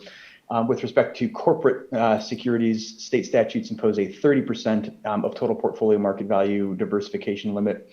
Supranational securities are eligible for investment up to 30% by state statute. We've recommended a 15% allocation for the city's portfolio, and this is kind of what we recommend for all of our clients within California.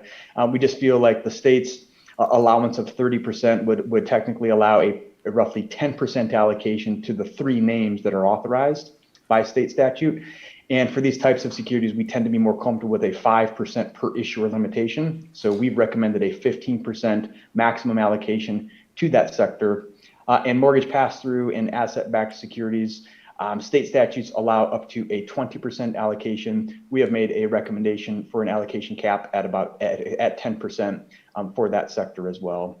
And the other thing I would point out is just because these are or would be authorized by the city's investment policy, it does not mean that we may invest in them in the near term or potentially at all. These are just opportunities to improve the risk and return characteristics of the city portfolio if appropriate opportunities arise. And we want to make sure that the rule book, so to speak, the investment policy allows for the broadest range of securities to help optimize the investment program. But it by no means means that the portfolio would at any point in time contain allocations to these security types up to those maximums, just that it would allow for them if appropriate opportunities arose. And we, in our position as a fiduciary on behalf of the city, in our role as investment advisor, felt that they represented an appropriate investment. We would be allowed to make those allocations, but it does not commit those allocations. And Mr. Krager, I'm also comfortable with the fact that the state is restricting what you can and cannot do because of the protection of the city.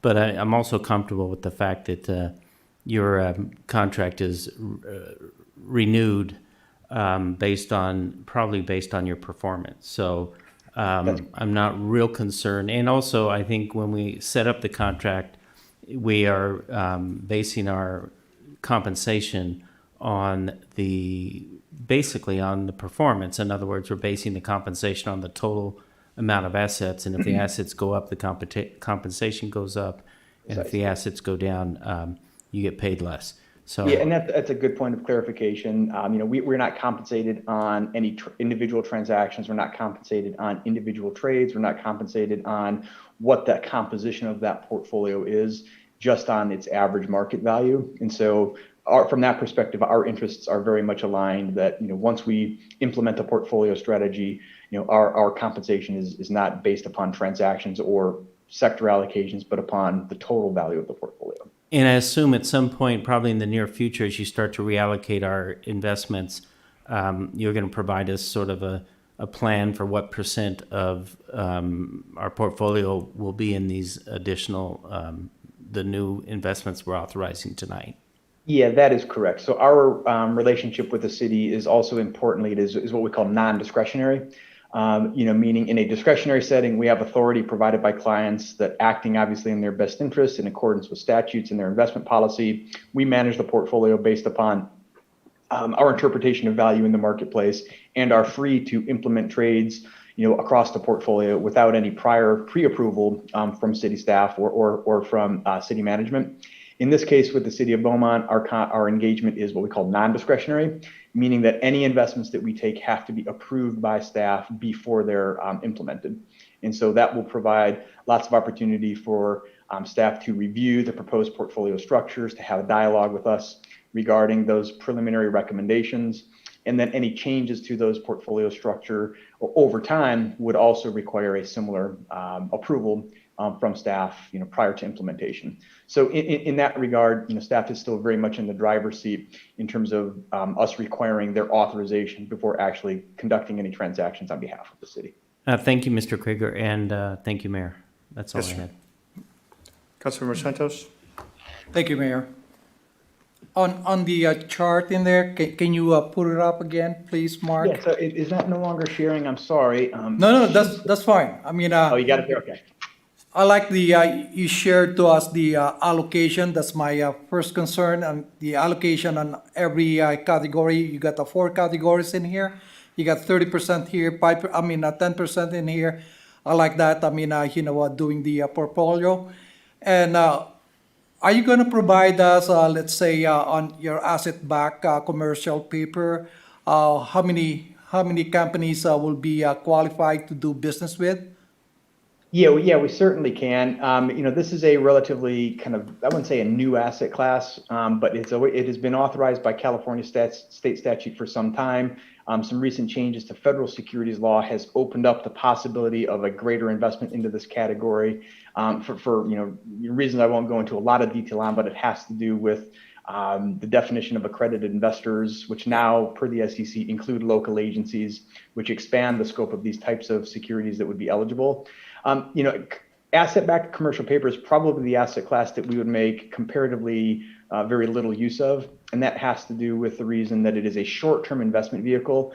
By law, the term to maturity on commercial paper, including asset-backed commercial paper, is no greater than 270 days. So it is a very short-term investment and generally appropriate for just the most liquid needs of the city's portfolio. And so our approach to providing investment advisory services and managing public funds portfolios is kind of think about the portfolio as having 2 distinct components. The first is that liquidity component that is earmarked and sized based upon current, anticipated, and potential cash flow needs of the city. Once that liquidity portion of the portfolio is appropriately scaled, the remainder of that portfolio is what we call the core portfolio, and it is available for investment a little bit longer term on the yield curve, typically in securities with terms to maturity between 1 to 3 or 1 to 5 years. Those are some discussions we still need to have with staff regarding the city's objectives, its risk tolerances. But my point in bringing that up is that for the most part, local agencies within California utilize the local agency investment fund for their short-term liquidity needs. It's a very competitive, very attractive product for short-term, for funds with short-term liquidity needs. And any allocation, of the core portfolio that we would be managing to such shorter term securities would in many ways be redundant with the allocation that the city would otherwise have to short-term vehicles through the local agency investment fund run by the State Treasurer's Office. So our portfolio would typically be managed in securities with terms to maturity of between 1 to 3, 1 to 5 years. We'll typically have a very small allocation to securities with terms to maturity of less than 1 year. And so the asset-backed commercial paper would only be, applicable for that comparatively smaller portion of the city's portfolio. And we certainly can, provide staff with a list of what we call our eligible or approved issuers. Another important, I would say, aspect of our service is that we as a firm maintain a separate and distinct dedicated credit team whose sole function is to evaluate the underlying fundamentals and creditworthiness of any of the non-government obligations that we might be recommending into the portfolio. And so each of these issuers is vetted by the independent credit team who are not portfolio managers like myself. I can't just go buy something because I think it has an attractive yield. Our credit team has to approve each of those issuers and each of those structures before we're able to invest in those. So another element of I would say, credit review to that process. And they do maintain what we call an eligible approved issuers list that we can certainly provide to staff for review. Very good, Mark.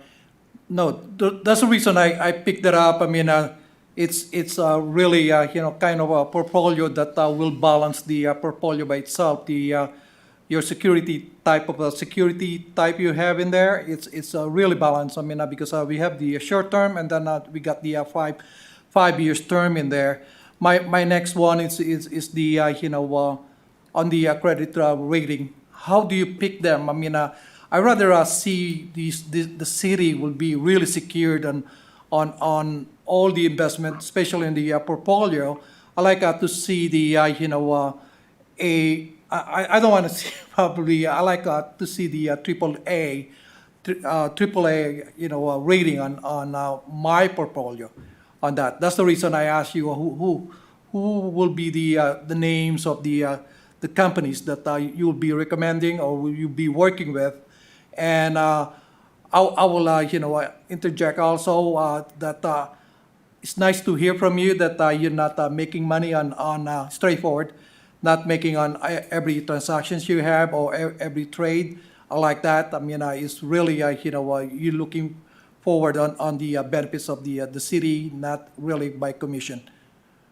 Yeah, no, that's I think an important distinction between an investment advisor and a broker who is compensated on individual transactions. With respect to the composition of any allocation to the corporate sector, which would be authorized by these changes to the policy, the constituents would be again pre-vetted by our independent credit team, who does a very thorough, very deep analysis of each individual issuer's underlying sectors and individual credit quality, financial fundamentals, et cetera.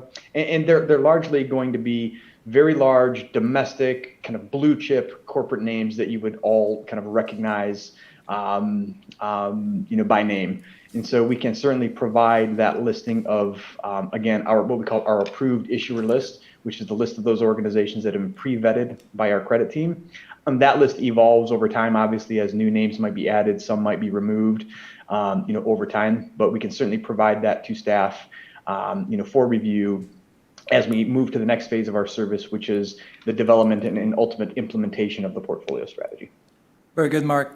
Thanks a lot. Thank you, Mayor. Thank you for the question. Yes, sir. Mr. Giannetti, do you have a question or comment? Yes, I do, Mr. President of the council. I just wanted to add a little clarity. Mr. Fenn gave away part of what I was going to give in my readout on our meeting this week, but I think in fairness, the vote was 7-1. One individual who is conservative and brought up good points had that opinion, but you have to look at the other 7 people, and maybe Mr. Fenn has reservations about his vote on that thing, but the other individuals saw one. We've hired an financial investor, and we need to give them the tools that they can have. We also realized they weren't going to take all our money and put it in these particular things. They're just instruments that may add at the right time with their analysis what we need. And there was pretty good discussion there. In fact, there was one other person that brought up the issue about the mortgages, who was the chair of the committee, was concerned, but it was alleviated when Mr. Krieger explained how that would work in this situation different than it did in 2008. So I just want to say that, we had a 7-1 vote. I don't think one person, it should be looked at that the whole committee was against it. There were some very positive things in believing that we need to take advice from our financial advisors and not go willy-nilly and say that, you're going to dump it all into these, because we don't all understand those exactly as well as our advisors. So that's my comment. Thank you. Thank you, Mr. Giannetti. I think Councilmember Finn was just trying to share some additional information with the council, but I appreciate your comments, Mr. Giannetti. I also just want to add very quickly, I appreciate the efforts of the Finance and Audit Committee for what they've done to bring this investment policy this far. So thank you very much, all of you, for your time and energy in this item. Mayor, I'll make a motion to approve the recommended modification to Section 8, indemnification, and any other modifications recommended by City Council. And, I guess that's a little off. and adopt the amended investment policy. So I'm moving to approve the recommended action. I'll second. Councilmember Santos, Aye. Councilmember Fenn, Yes. Councilmember Martinez, Yes. Mayor Pro Tem White, Yes. Mayor Lara. Yes. That brings us to action item 14. Nicole, can you please place Mr. Pinckney in the waiting room? And this is because this matter affects my law firm. Thanks, John.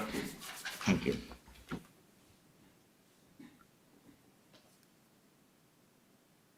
Okay.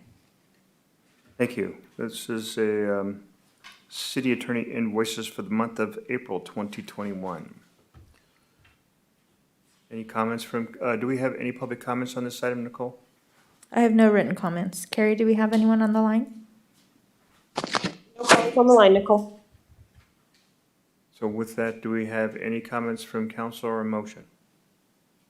Mr. Mayor, I move that we approve the invoices in the amount of $98,791.50. I'll second. Councilmember Santos, Aye. Councilmember Fenn, Yes. Councilmember Martinez, Yes. Mayor Pro Tem White, Yes. Mayor Lara. Yes. That brings us to legislative updates and discussion. Mr. Warsinski. Thank you, Mayor and Council. A very brief legislative update for you tonight. So at the state level, we are nearly approaching some of the deadlines in order for bills to make it out of different committees, including fiscal committees, which then make their way to either the Assembly or Senate floor for votes. So as more bills make it out of these committees, they will be tracked by each of the departments at staff level in order to really understand what their implications are on the city and the region. And also as amendments occur at those committee levels, then obviously we'll be checking on what those amendments are. In terms of other things happening at the state level, the governor did outline a California Roars Back proposal on the 10th of May, and that really highlighted the projected state budget surplus of $75 billion. It also included around a $12 billion tax rebate to certain Californians, additional rent relief, and a $2 billion proposal for utility needs. And then obviously on May 14th, the governor did release his May revise that really highlights some of that California Roars Back proposal. At the federal level, this Department of Treasury did release the allocations and guidance for state and local recovery funds. I bring that up after the May revise because a large amount of the state surplus is related to the federal funding that they are getting, as well as counties and municipalities. So that has been done. And then on the 13th, and I think everyone's probably aware of this because it hit news almost immediately, is the CDC did change its guidance for fully vaccinated individuals and mask wearing indoors and outdoors. How that relates to us in California, it was updated, I believe, yesterday. And the state of California understands where the CDC was coming from, but is choosing to wait until possibly June 15th when we get out of the safer economy tiered system and we're fully reopened in order to implement the CDC's mask requirements. And that's assuming that my caveat is that's assuming that the CDC does not alter the mask requirements by then. And that concludes my report. Thank you very much, Mr. Warsinski. Brings us to the economic development update. Thank you, Mayor and Council. So at the last Economic Development Committee last week, we received a very good presentation from Christina Taylor and Carol Kendrick on the downtown plan that was a component of the zoning update. So committee members received the information in terms of what design standards, design guidelines, permitted land uses, and so forth are allowable in the various downtown districts, because we have multiple zones within this downtown area now. They were able to provide feedback, ask questions, and I thought it went very well. So I really thank planning for helping out on the EDC meeting. And that concludes my report from Economic Development Committee. All right, Mr. Wasinski, thank you, sir. That brings us to the city treasurer report. Mr. Giannetti. Yes, Mr. Mayor, I'll be quick. We had our finance audit meeting, and I'm not going to reiterate the stuff about the investment policy, but I will say we did review our financials, and our general fund and our wastewater are both in a surplus position that we've been tracking throughout the year. So that looks like very positive that we will end with a surplus in both. And I thank you for your compliment to the Finance Audit Committee, because I've been doing this now for 3 years, and this is the best group of people we've had. They are very involved. We have great attendance and good questions and insights with this group. So keeping them challenged, they seem to be giving great input for us. So thank you. That's all. Thank you very much. That's good to hear. I'm glad. Looking at the people who are interested in coming in to do that. So thank you very much, Mr. Giannetti. That'll bring us to the city clerk report. Good evening, Mayor and Council. Thank you very much for a very informative meeting tonight. Much appreciated. I have no report. Thank you very much, Mr. Melman. I appreciate that. That brings us to city attorney report. Yes, Mr. Mayor, just to give you an update on some of the matters that we've been working on for the city.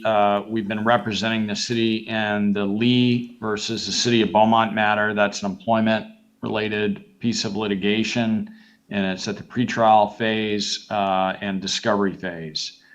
And we'll keep you posted of any developments in that case. And then also we are representing the city in the Charles Peters versus the City of Beaumont case. This is a case I've mentioned before where the city prevailed on a demur at the trial court level. The case was dismissed when we prevailed on the demur, and then Peters appealed it. Our brief is due in June, and we will keep you posted on that case as well. And then also we are representing the city in the Southwest Regional Carpenters versus City of Beaumont case. This is a CEQA matter that was filed challenging the general plan update. We attended a mandatory settlement conference. We are engaged in some settlement discussions. If we receive a firm settlement offer from the opposing side, of course, we'll communicate that to the council in closed session. And then we are also representing the city in cases that have been filed by the city. The prior 3 cases I just mentioned are the only ones that are currently actively pending against the city. In terms of cases the city has filed, we're representing the city in the Norton Rose litigation.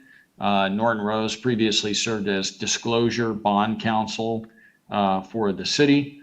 That case in the discovery phase, Mr. Parton appeared as the PMQ, or person most qualified, at a deposition that spanned over 2 days last week.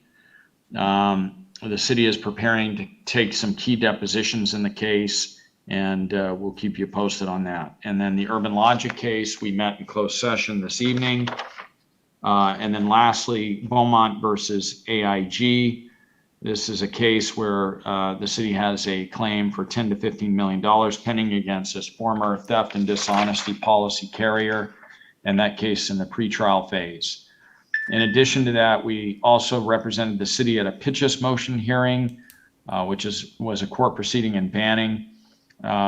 In terms of non-litigation matters, I'm only really able to discuss matters that are not confidential in an open session context, but some of the items that we've been doing that I can mention are representing the city in connection with a claim by WECA Inc., and also advising the city as needed on Brown Act questions, conflict of interest questions, and labor and employment matters.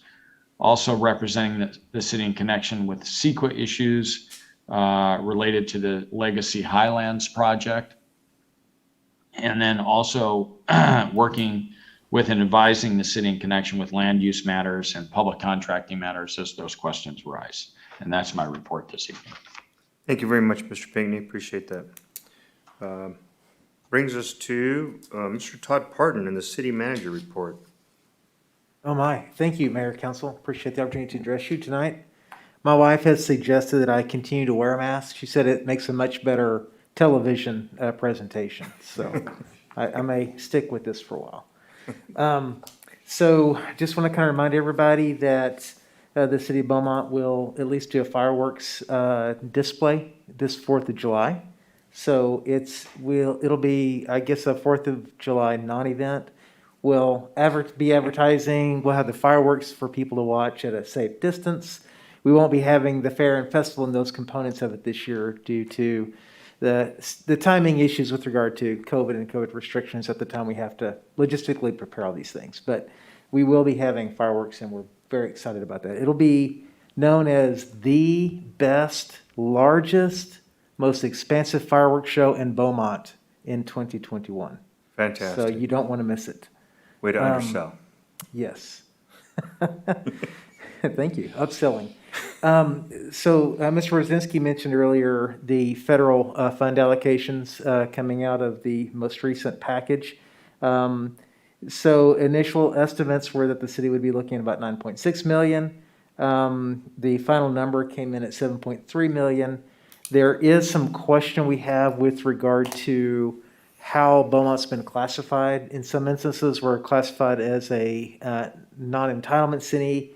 In some cases, we're identified as a metropolitan city. The award notice had us notified as a metropolitan city, which we've never been classified that way before.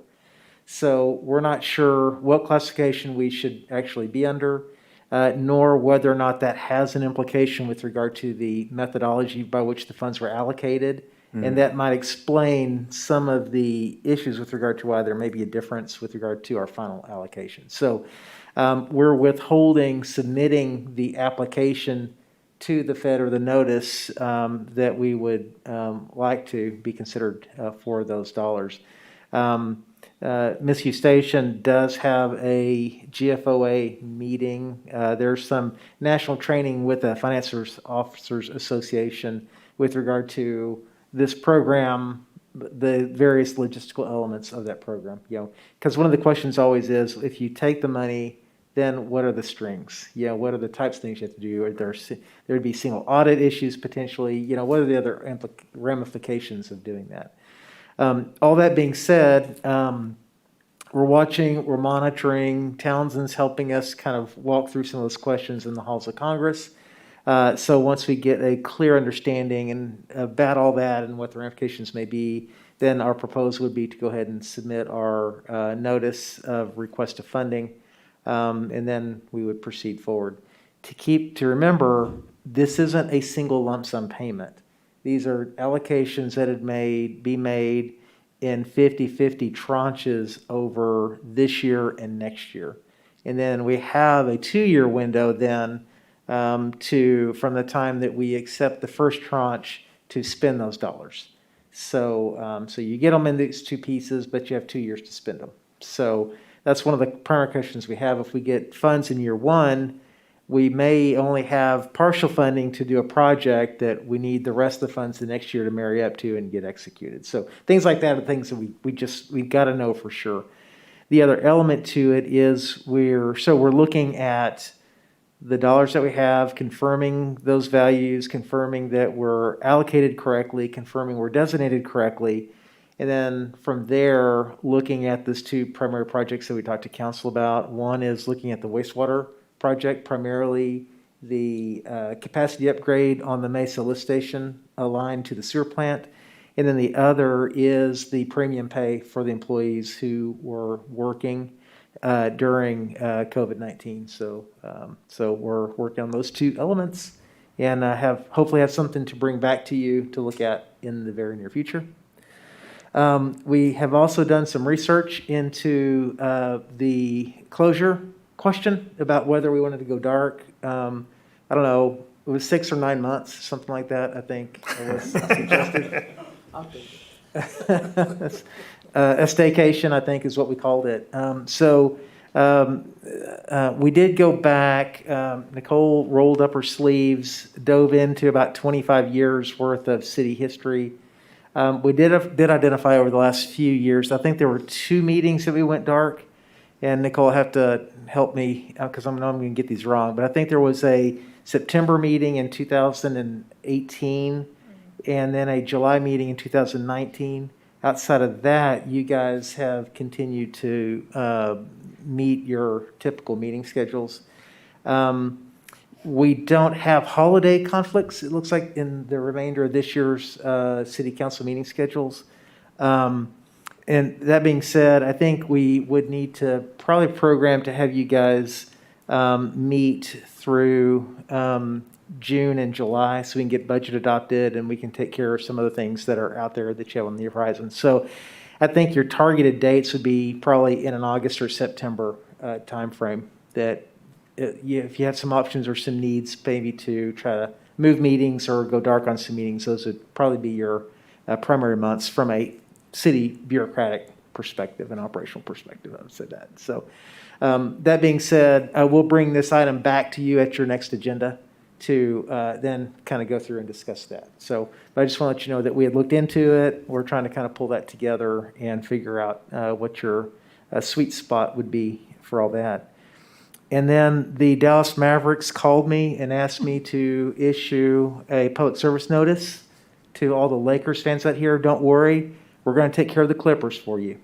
So, so I know y'all are worried about that, and Kawhi scares everybody out here, but we're going to take him out. So, no need. You can send cards later. That'll be fine. So, Mayor, that concludes my report for today. Another informative report, Mr. Parton. Thank you, sir. Brings us to future agenda items. I have one more comment to the city manager report, if I could. Mayor Pro Tem White? I just wanted to have you send your thanks to the Texas Rangers for keeping the Angels out of the cellar. Appreciate that. Ouch. Hello. Is that it? Okay. I do have an item, and if we could make this a future agenda item. And I've talked about this before, we've looked at, or in the report, for example, the one that we had today on Veely, we used the level of service. And I know that we also have to consider for environmental or CEQA, we have to look at I think it's VTM, is that correct, or VMT? VMT. It seems like just looking at the level of service, I know that the acceptable level or the minimum standard for level of service is a level D.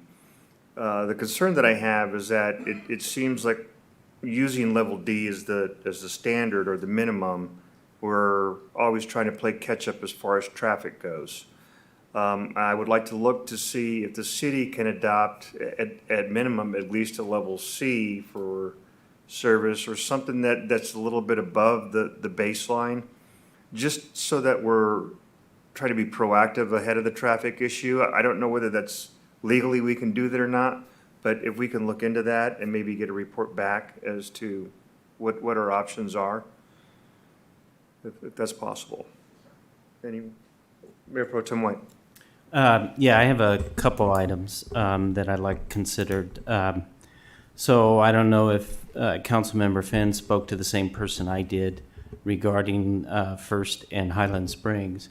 But I was approached by a new council member in Banning asking for us to consider working with Banning on a left turn lane from First Street northbound on Highland Springs.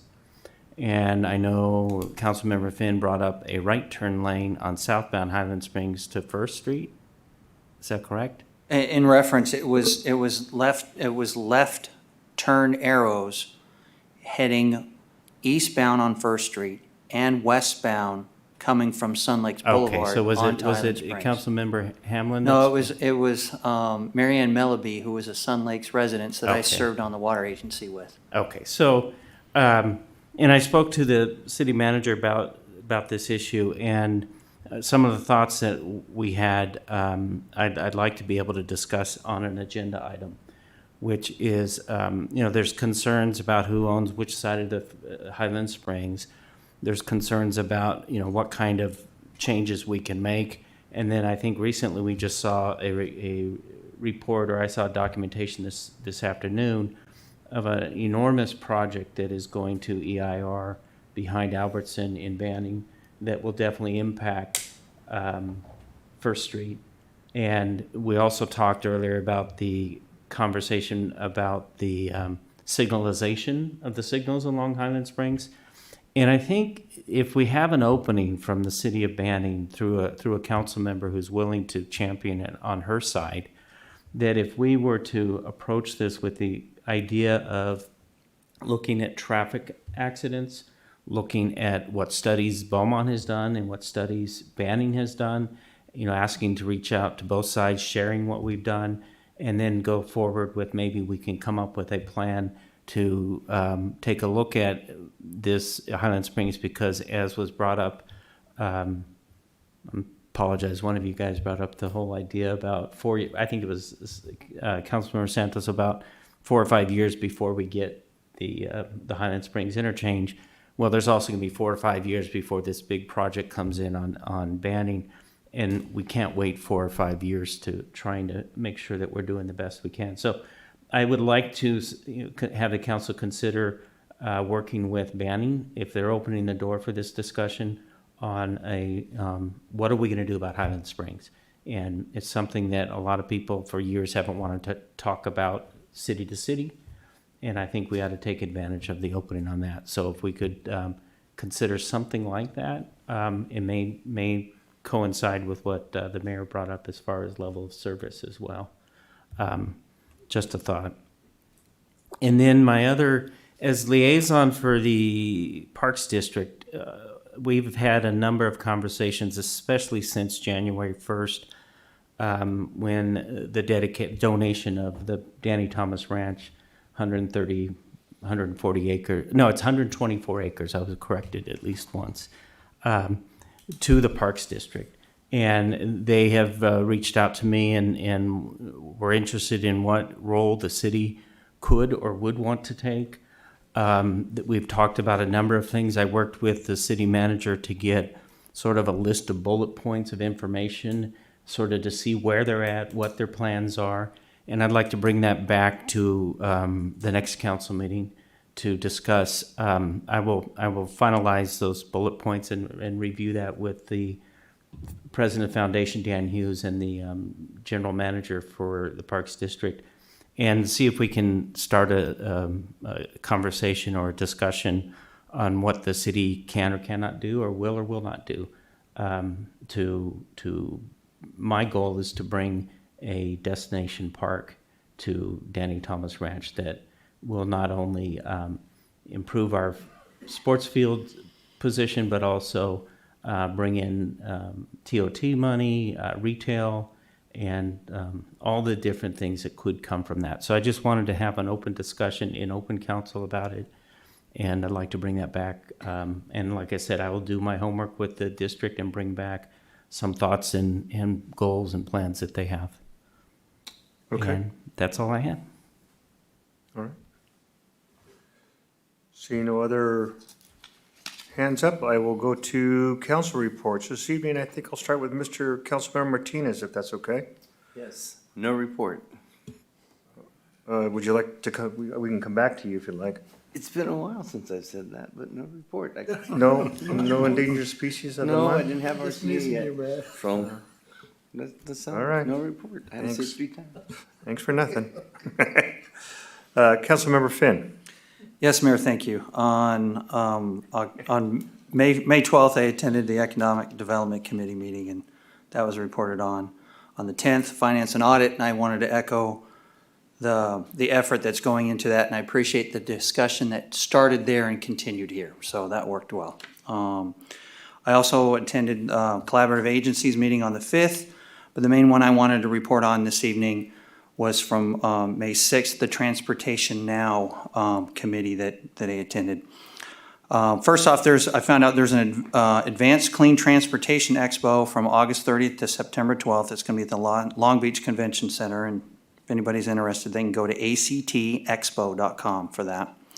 But we did have a presentation from South Coast Air Quality Management District, and they talked about the hydrogen fuel cell electric buses. So something that was kind of new for me. And in that, they talked about the life expectancy of the buses and so forth, and it seems to be an environmental shift towards those. But something that really kind of caught my eye, and something that was said kind of quickly in passing, and I hope I wrote this down right and quoted it right, But RTA, Riverside Transit Agency, is being paid 50 cents a mile to run a compressed natural gas bus, which costs them 37 cents, or 50 cents a mile, and it costs them 37 cents a mile to run it. Now, in comparison to these hydrogen fuel cell buses, it's in the neighborhood of 90 cents a mile to run those. But that seems to be the push of what is coming our direction. So they're hoping for incentives to offset the patron costs on that. So I do believe in being smart and with the environment and so forth. I remember growing up as a kid playing Little League in Norco and have burning lungs by the end of the day. So things have changed and things have gotten better. But I think there needs to be some common sense with that if we're going to double or triple our costs on things, agencies need to look a little deeper into that. We also had a presentation from RCTC on the Coachella Rail update. They talked about a train that will start in LA, have a stop in Anaheim, have a stop in Riverside, then a potential stop here in the Pass area, and then work its way out to Palm Springs. Now, I thought of the Coachella festivals and all that kind of stuff. When they do that, hey, jump on the train and go party is probably what they'll use that for. But there would be 2 round trips per day. But the biggest issue is working with the local railways, and in particular with Union Pacific. They're almost too busy with their freight, and so it may involve a 3rd track to make it all work, and that track would have to run from Colton all the way to the Coachella Valley. So since it passes right through us, right through our area where we're talking about freeway on-ramps and off-ramps and so forth, that might be something that will catch our attention going forward. And so it was just a general plan with a video and so forth. We are unfortunately a car society. I spent time in Europe in the military where I'd walk to the edge of the base, go 2 blocks into the city, jump on the streetcar, take the streetcar to the train station, then take the train station anywhere in Europe that I wanted to go to, get off of that train, get on the streetcar, and and so forth. We don't have that infrastructure here, so adding it later is going to be costly. And so some of the questions that were asked is what type of study is being done on what they feel would be passenger usage. Is it going to be worth the money that's spent on it? Be a neat idea to have, and with the goal with the Economic Development Committee trying to make Beaumont and the Pass area a destination. And if we had a stop here, that'd be great. 1, where are you going to put it?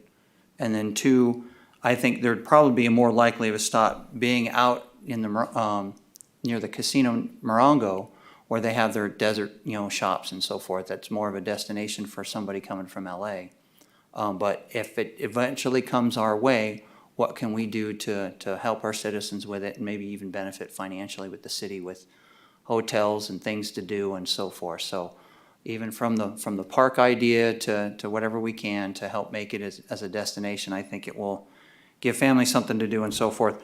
But that might be an expensive way to make that happen. So just wanted to report on that will be something we'll probably see more in the future. Thank you. Councilmember Finn. And Mayor Pro Tem White. Oh, excuse me. I'm sorry. Councilmember Santos. I can go before Mr. Santos. Thank you, Mayor. Now, that will be quickly, on the Economic, Development Committee meeting. We enjoy it. It's very, very fruitful meeting. And I would like to thank, Christina and Kyle doing the presentation, especially, Christina Taylor did the specific plan for the downtown, plan. And just like, Council Fan mentioned about the destination, and that's why I said very fruitful. Everybody expressed what they want to do on the downtown on this. So they even we even discuss about the infrastructure on public parking and everything. And I did mention to them that we have to do it now. We cannot wait for another 3 years or 5 years. So I think the council has to look at that, the planning commission and everybody to look at on those kind of infrastructures that we need in downtown. And we're looking around now, probably October and everything on this. We'll be having the really a final plan for the downtown specific plan. And other than that, that's what I have. Again, good job, Christina, Kyle. Great job. Thank you, Mayor. Thank you. Mayor Pro Tem White. Thank you. Saturday night, I attended the first of 4 sunset concerts at the Park District and being held in the Donna Franco Garden. And it was pretty impressive. It was a nice turnout. It's a fundraiser for the park. It was $20 a person. And there was live music, a couple live performers, and there was a light fare was served by Russo's. So it was a good event. They're going to have 3 more, and the sunset was pretty nice, but the temperature was very cold. So some of us didn't make it all the way to the sunset. But as they pointed out at that event, probably June 12th, everyone will be complaining how hot it is. But June 12th is the next one, and I highly recommend you go. It's a band called Radio Flyers who specializes in doo-wop. Maybe Mr. Santos is the only one here who knows what doo-wop sounds like. So, but I'll be there, man. it would be fun to go, and you can reserve a table so that those of us who did decide to go, we can sit together. And then the other thing, Mr. Finn sort of stole some of my thunder tonight, but I've been on. He's out there. He is. I've been on The new the guy. Coachella Rail Pass Committee for RCTC for about 4 or 5 years now, and we've already spent a couple $1 million in design on that. And about a year and a half ago, they came to us and told us that because of the railroads, it was dead on arrival. And that the third rail would be something that would be cost prohibitive. But we decided as a committee, and then the RCTC decided to just continue to move forward and hope that we can negotiate with the railroads where we don't need to do a third rail. So they're looking at that because federal law says that they do have to provide access to their rails for other agencies.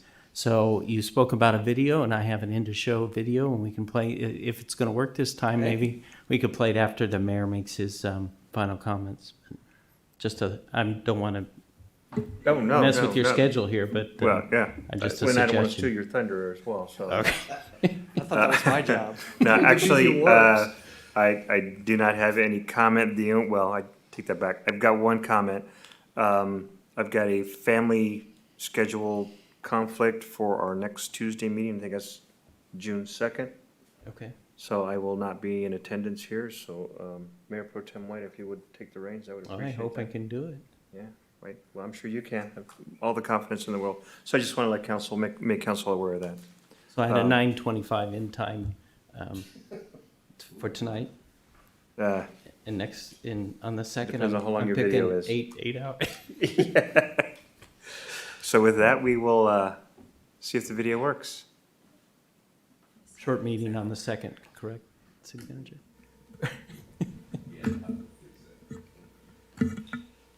Till midnight. It's a good one, yes. Till midnight, yeah. I'd be more entertaining than the ones I've done, so no pressure.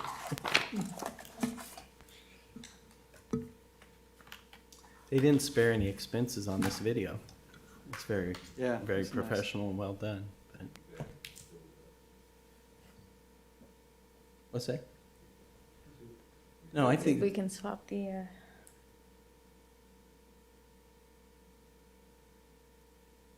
we go. Make sure the volume's up. So you went golfing again? No. Well, yes, but that's not where I went golfing.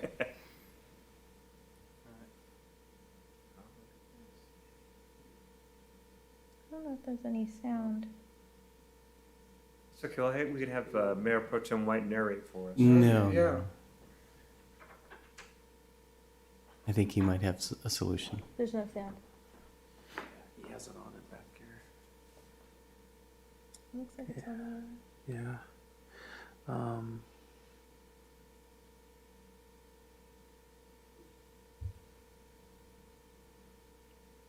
Yeah, it's not playing out. I wonder if we have to change the input to headphones from speakers. I don't know. We should have done this earlier. Yeah, you have the audio up and Rob has it punched out. Okay.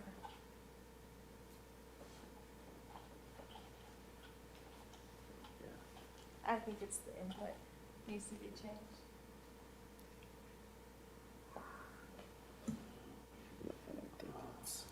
That's the audio. How long is it? It's not even going out through the speaker. No, like it's all the way up.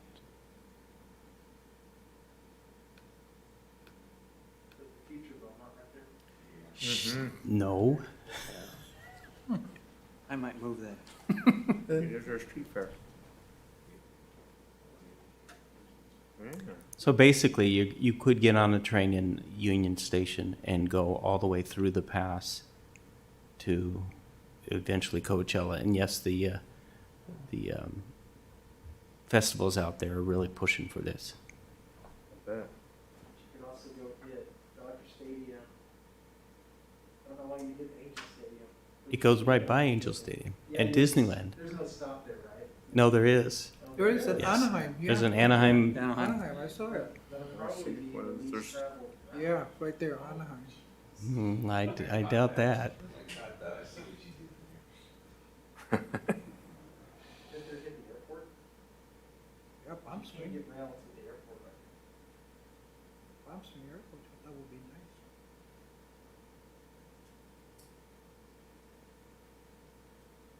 It is a little bit better with sound, but that's okay.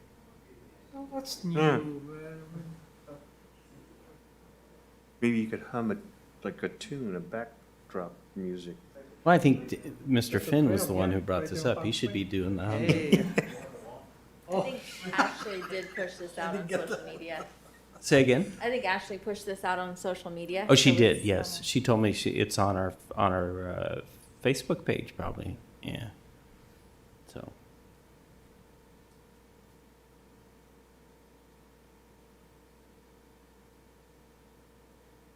But yes, the railroads are playing their games. Now, this is not the same tracks that the city of Redlands is doing with their station. No, correct? it's not. Because that one runs north to San Bernardino, doesn't it? Correct. Yeah, and it goes all the way to the So university. this one would be south behind Redlands, through Loma Linda and through the canyon. University. Yeah. Yeah.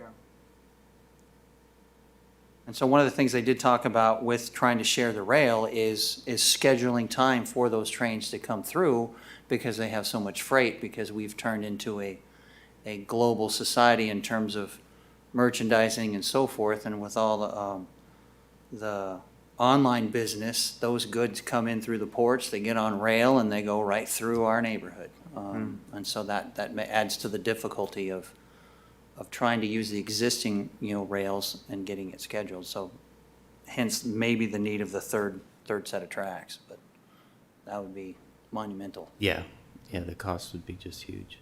So, all right, thank you. Can they not use the Amtrak because it parallels the North Side right, for a good stretch? It does. Thank you, Nicole. I think it goes to San Bernardino, doesn't it? Yeah. Yeah, so it cuts through a pretty good spot through here already. I guess you could go to San Bernardino and then ride that train to Redlands. Yeah. And I that's saw as that. far east as you can get right now.